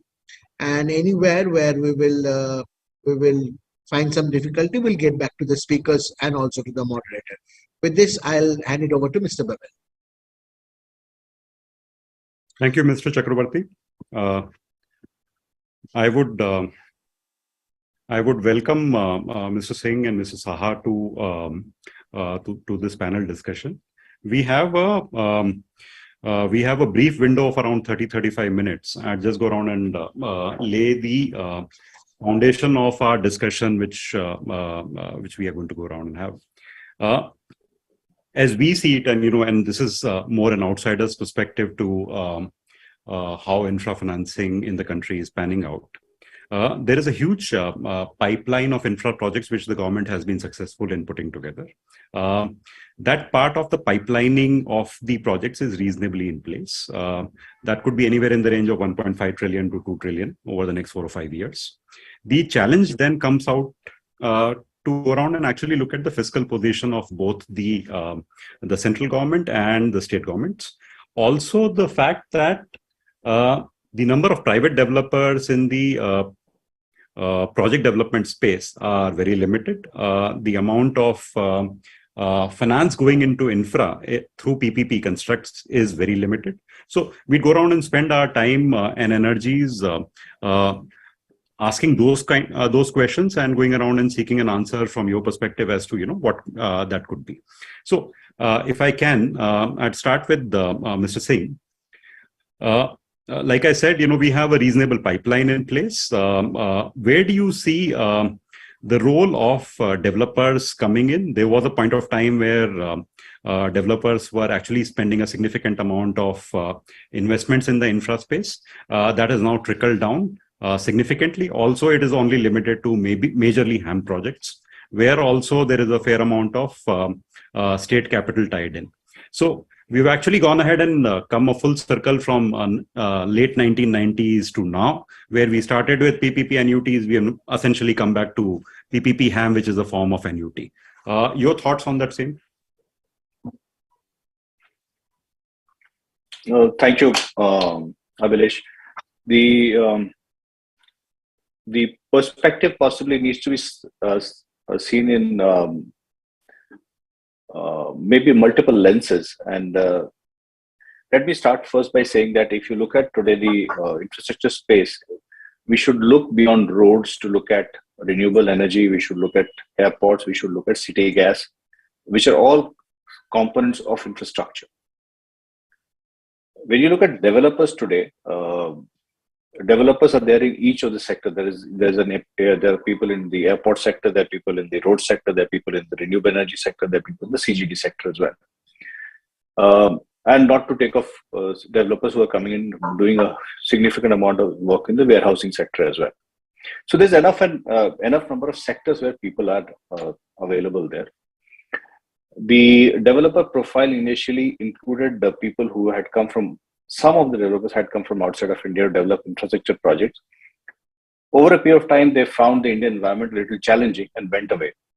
And at that time, there were some challenges, especially towards approval, project approvals, whether they were forest approvals, there were, right-of-way approvals, so on and so forth. Now, if you look at the road sector, that a fair amount of streamlining has happened. And if you look at the approval system in NHA awards projects, clearly is very reasonably well laid out. So the availability of land to the time by which what is as defined as COD. So let's say a certain number of days from the date of project award, whatever land is available, if you've constructed the road on that land, you get an SCOD or a PCOD, as we call it, provisional completion, and your annuity starts. So if you look back now, the number of projects which are completely stuck today have come down. There's hardly any project which is a new project which is stuck. We possibly may be funding somewhere between, close to 40 hybrid annuity projects today. We've hardly seen any projects getting stuck on because of approvals today. So that is a thing of the past. We see a very similar situation in the city guide sectors today. They are not projects which are stuck because of approval nature, right? They are getting done. Airports, you've seen literally, if you look around, Delhi airport is under, expansion. Bangalore, you are seeing is under expansion currently. Hyderabad is going through expansion. So a lot of the private airports are going through expansion. And there's enough capital which is getting deployed in this sector as well. Likewise, if you see the renewable energy sector, largely I would say solar to that extent, because of having a good counterparty, which is SECI and NTPC. So as and when the contractual structure has matured, the approval system has become streamlined. So you're getting a pre-packaged, well-developed project proposal. The equity availability with the developer is seen and available, and I would also say the enabling environment is conducive to operate. There's not a problem in terms of infrastructure today. Where is the problem? There's some problem today where we see in case of forest approval still, in some cases in one case we saw there was an issue with that, but that also got resolved after a little bit of back and forth.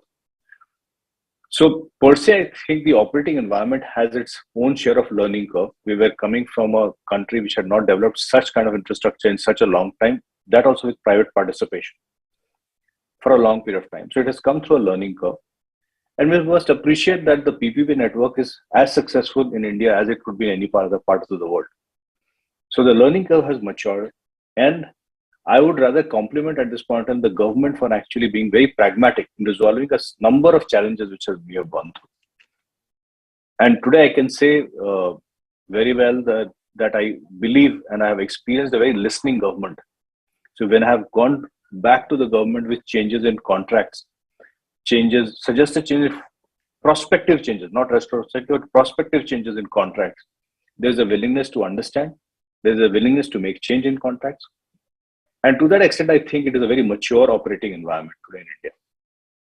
So I'm actually very hopeful that whatever you're seeing action on the ground couldn't have been possible if the operating environment was not so mature and responsive. So it's a mature environment, it's a responsive environment, it's a listening environment, and it is reacting to what the market reality is. Now, if there are gaps from here and now, which comes in, your point with regard to the state of fiscal, which is center and state, can't be disputed. That's the reality of life. But you also come from a country where people are not willing to. User pay is not a very, done thing. We generally, it has been a dole economy for large number of years, which from where we came in.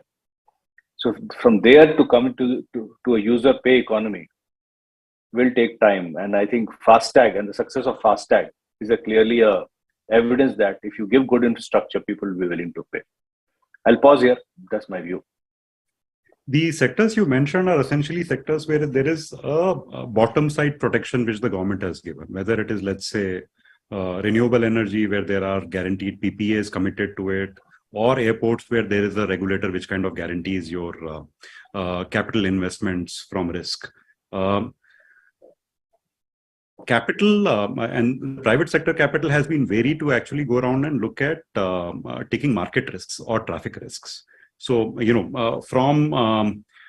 you were to go around and look at the first decade of 2000s, when there was a fair amount of private sector capital even taking traffic risk, today you actually do not see those kind of projects coming in. So, that actually would be my my question to Mr. Saha. If we were to go around and look at the entire NIP pipeline which needs to be delivered on, it can't be delivered just on annuity structured contracts, or where the government first goes around and guarantees investment in some form or fashion, and then private sector comes in, because then it would always be limited by the exposure which the government, both state and central governments can go around and take.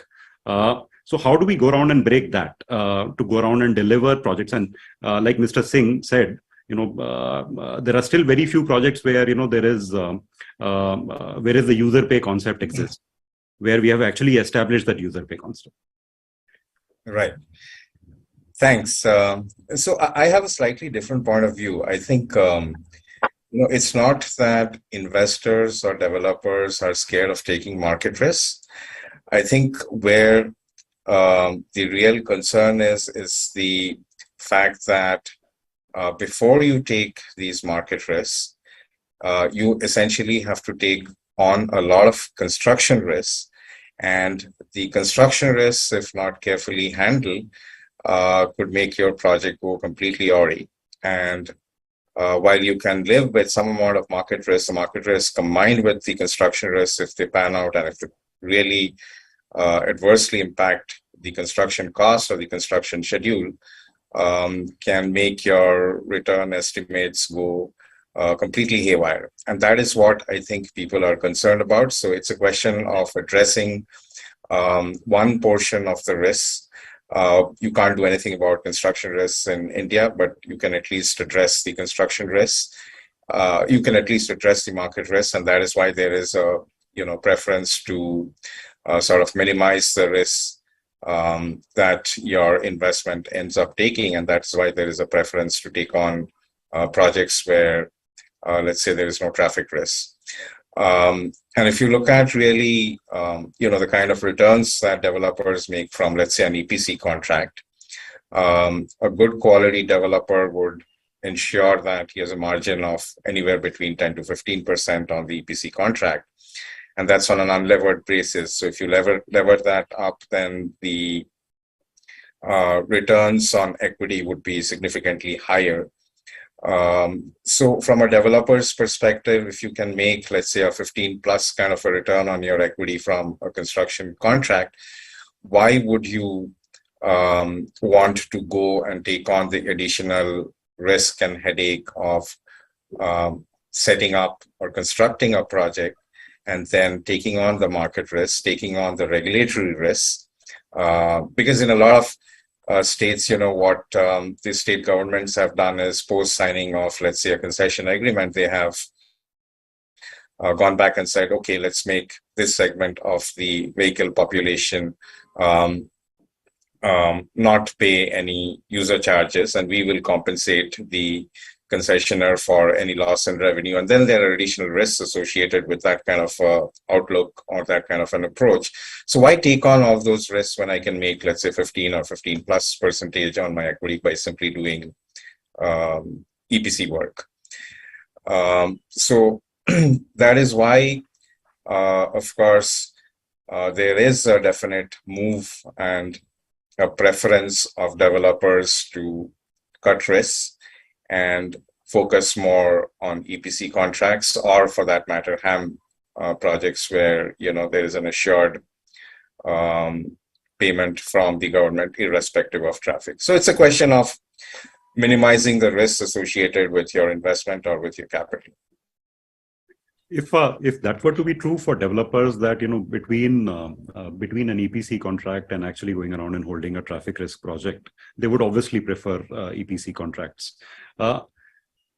we haven't as a country seen investors coming in majorly for completed projects also. The government's pipeline on the disinvestment side or their liquidation pipeline has also not kept up pace with their development pipeline.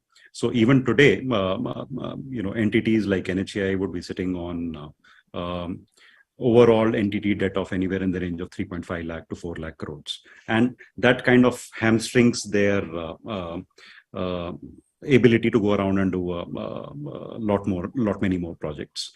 Similar situation is true possibly in railways also, where entities like IRFC and all would be accumulating a significant amount of debt over the years. How do we solve that?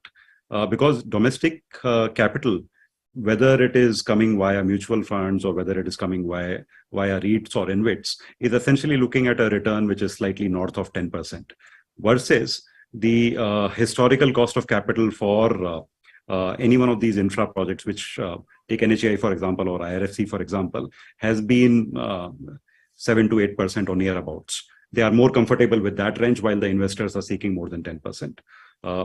Views on that, because that is is the imbalance why domestic capital is not wanting to go around and invest significantly in infra projects. So Abhilesh, I think, again, I have a slightly different take on this. I think if you look at international investors today, most of the international capital today is being directed to operating assets, where there is empirical track record of operations, where the risks are better understood. International capital today, especially in the more complex infrastructure sectors, is very risk averse and is unwilling to fund projects under construction, unless, of course, it's coming from, let's say, a DFI or a World Bank. And therefore, there is a lot of activity in sale and transfer of operating assets to international investors by both developers as well as Indian investors. There is a huge amount of activity in the M&A space in infrastructure today. Okay, and that has primarily to do with operating assets. The reason why probably there is a significant amount of debt sitting in the books of NHAI or similar such agencies is because, as I said, today, there is a realization that if you have to fund construction of assets, you have to go through either the HAM route or through the EPC route, both of which require capital from the concessioning authorities or the grantors, right, like NHAI. And that is why there is a buildup of debt in the books of NHAI, because they are actually funding the construction of assets. The question is, how do you move from that model to a model where private investors go back to creating assets, go back to funding of new constructions? And that is challenging in the international context. And I think it will continue to remain a bit challenging given where interest rates are currently headed, given that there is a flight of capital back from emerging markets into developed markets, given that capital today is seeking more yields as opposed to, let's say, capital gains, and given that there is a general risk aversion today in the marketplace, given that the cost of capital has gone up. So I think that is the reality. And if you're still investing anywhere between 10 to, let's say, 12 trillion rupees a year in funding of construction of new assets in India, infrastructure assets in India, I think that's still very creditable.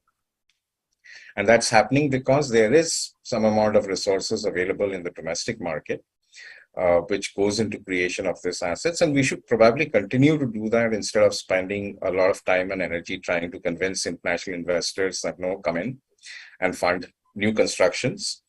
The better thing to do, I think, is to fund these constructions through government resources, PSU resources, through capital available from, let's say, the domestic insurance industry or the domestic pension fund industry.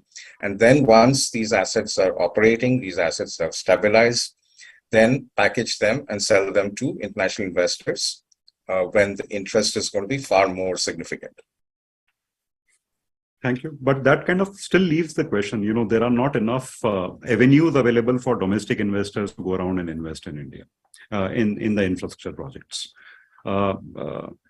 And like you rightly said, if you are doing 10 to 12 trillion rupees, that still is less than half of what NIP projects the next 5-year demand to be. Right. So the next step then, obviously, if you can't fund it through domestic resources and you have to go back to international investors, there's two things to be done.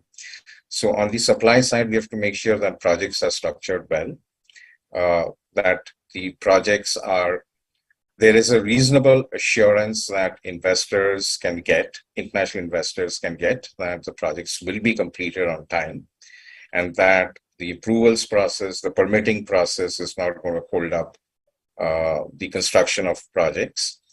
And then you have to essentially showcase how investors can continue to get reasonable returns over a long period of time, which means addressing the regulatory risks that are associated with project operations. So you can't have, situations where if a PPA is entered into or a concession agreement for a road is signed, then the concessioning authority or the power purchaser goes back and tries to renegotiate the terms in those contracts. So that doesn't give confidence to the international investor, and you have to address those issues.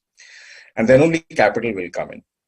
And then the returns have to go up, because today what happens is, and especially if you look at HAM projects or even BOD projects, the returns are fairly low from the perspective of international investors, either because of the competition or because of the issues in construction.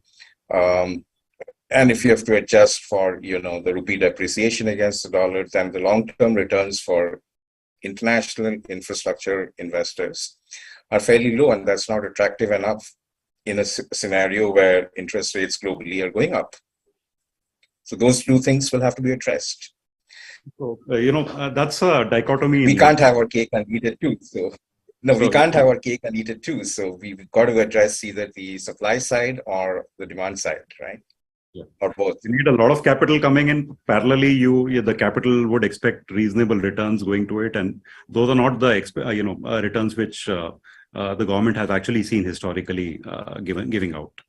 No. So even if you look at the operating assets, the international investors today are not looking for rupee returns of more than 12 or 13% on their capital, which is a very reasonable return given that today in the US, the interest rates are in the range of between 4 to 5%. So, and there is a huge amount of appetite from international investors to invest in operating assets through the InvIT route. That's true, but parallelly, the government sees the 12% return being given out on an operating asset as a return, I think 3 or 4% too high. They've been historically used to going around and raising bonds at 7 to 8%. IRFC is still raising bonds at around 7%. Right, but a bond investment is slightly different from an equity investment, right? There has to be a risk premium, and the cost of capital has to be, high.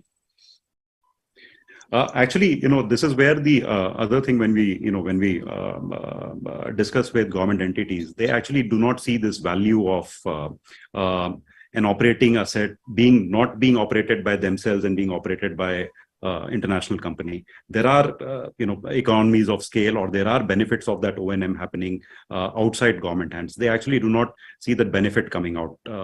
So frankly speaking, that is the gap of 3% which would go around and come out of that. I actually had one slightly different question, and this is to Mr. Singh first. Why do we see public sector banks being a lot more aggressive in financing infrastructure than private sector banks?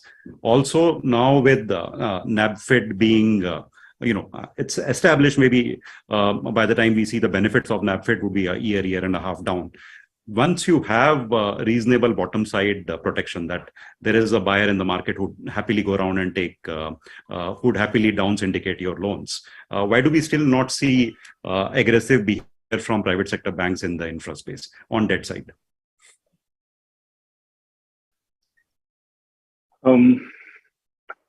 Public sector banks, apart from, let's say, the largest one, have been struggling with credit for about the last few years till the last round. But you haven't seen the infrastructure pipeline actually getting bottlenecked and arrested at all. So if water was available at the tap, somebody was providing it at the back end, I'm sure at the dam. And it was the private sector banks which were providing it without making a hoo-ha noise about it, because the market largely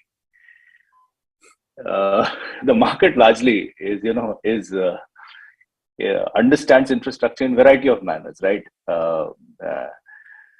And there's no point trying to, showing a bravado or coming on the streets and trying to say, I fund infrastructure and looks what a great job I'm doing.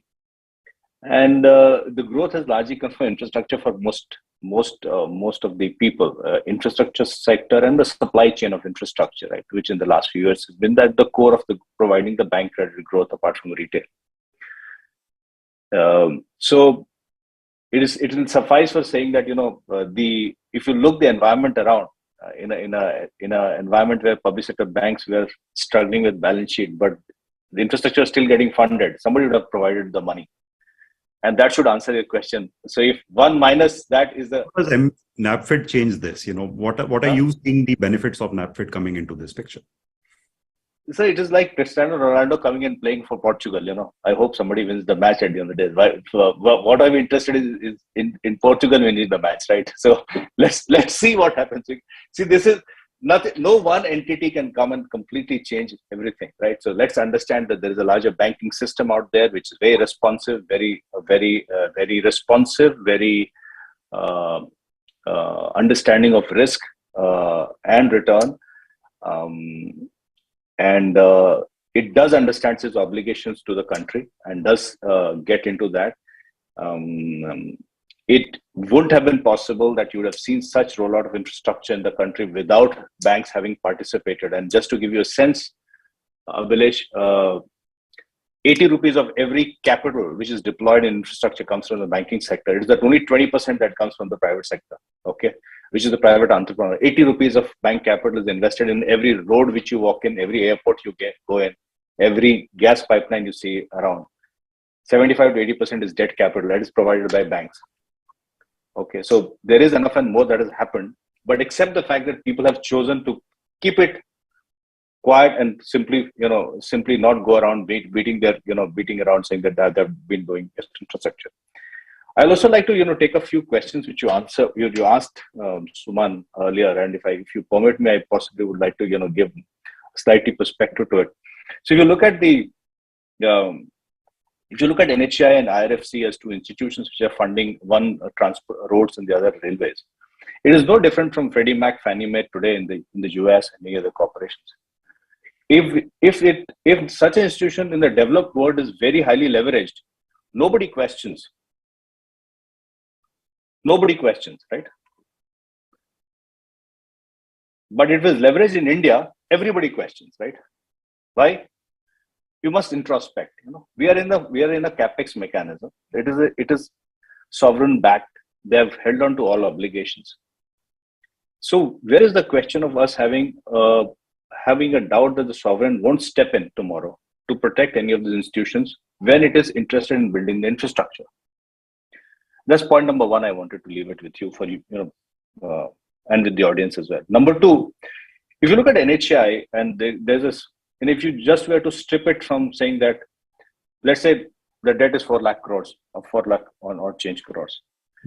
You take out next 10 years of tolls, which let's say have been sold out or they're getting tolling. And if you like next 50 years of toll and do a NPV including inflation, I'm sure that you'll be able to get an answer as to whether that is good enough to pay their debt or not. And I also would add, a fair bit of money has gone into today because of our country's policies. The acquisition of land cost is 4x the cost which is what you're paying compensation today. That money circulates back into the economy, comes back into the economy in some of the other form of consumption per se. But that is the price you're paying for building infrastructure in the country.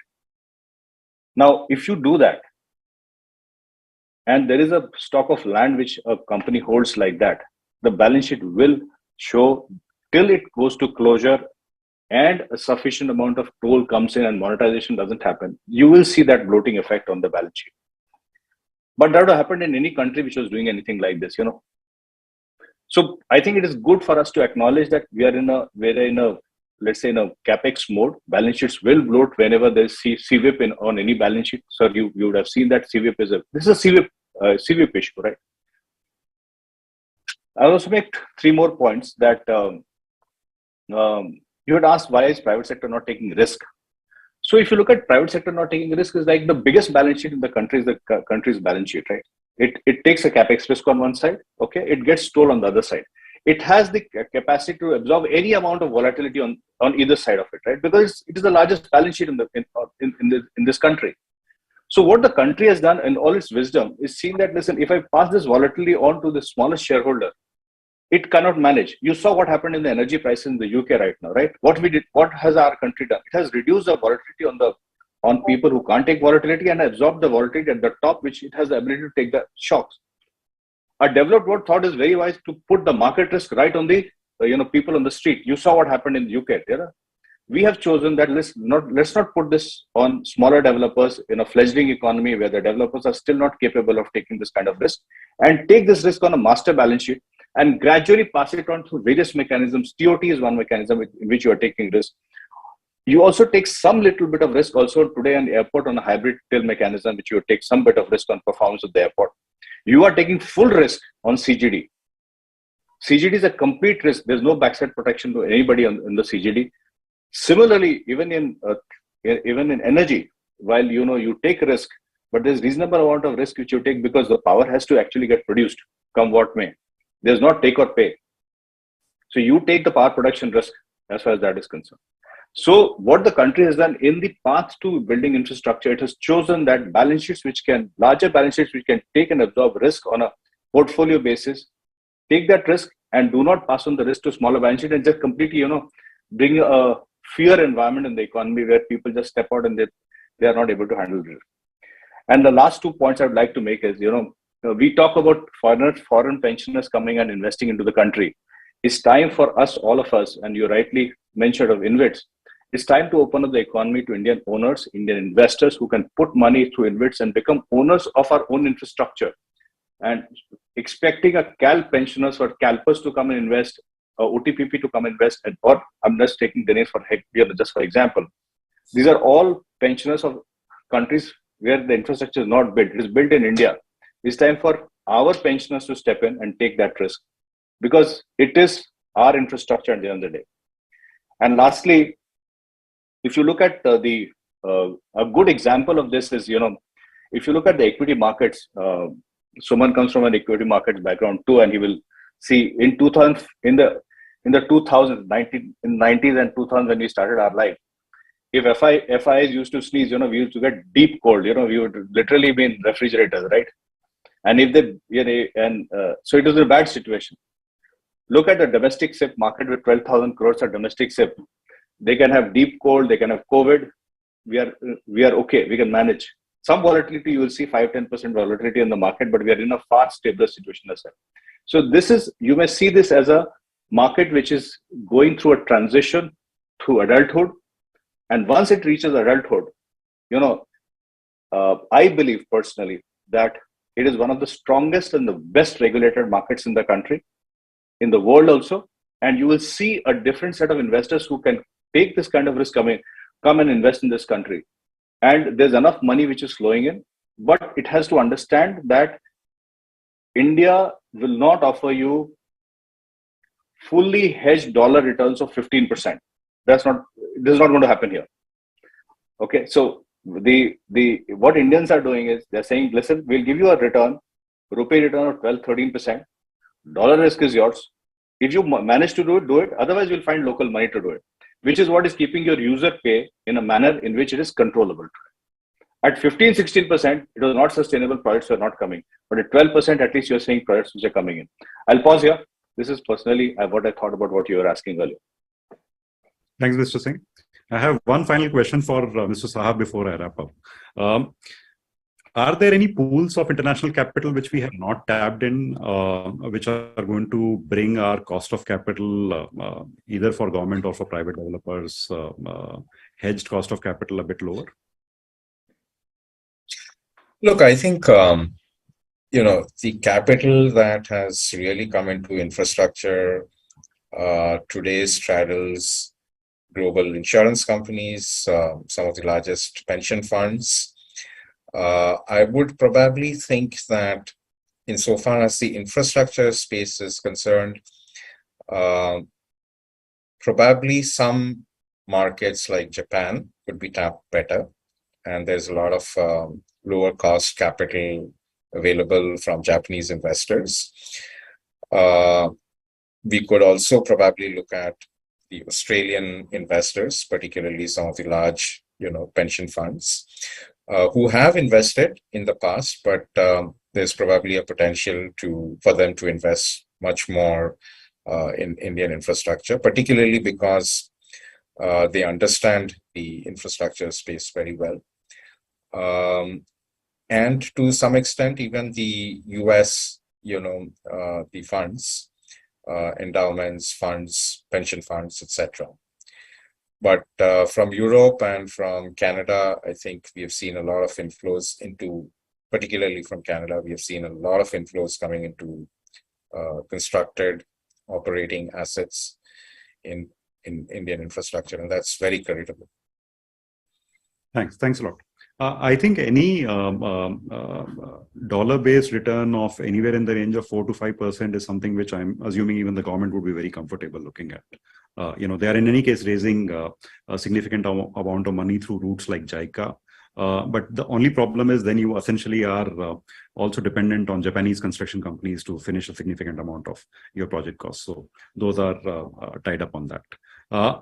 Thank you, gentlemen. What I'd do is I'd just take 10 seconds to to sum up insights which which we looked at. First, I think there was a clear message which was coming out that the country has done a good job in cleaning up its Projects Act. A significant amount of issues which we had either on land acquisition, approvals, the type of contracts which we were working with has been cleaned up. The associated point which Mr. Singh mentioned is that the country has also moved on from that every balance sheet going around and taking risks to country's largest balance sheet carrying the most amount of risk. And then, like Mr. Saha pointed out, post completion of construction, you then go around and downsell those projects to international investors who are not comfortable with construction risk in the first place. Second, I think a clear message which came out is that historically we haven't seen finance being a constraint in the development of infra, and going forward also you don't, both the experts don't see that being the constraint. If the government can come up or the pipeline allows for projects to come up, I think they are financeable. In the interim, government entities would be sitting on a pool of debt on their balance sheets, but then they can find enough and more international investors to downsell that to, or there are mechanisms in which Indian investors can come in at anywhere in the range of 10-11% returns on infrastructure. Third, I think, which was the last point which Mr. Saha made, that there are still pools of capital which we can explore, maybe yen-denominated, maybe Australian investors coming in, maybe some specific US investors coming in.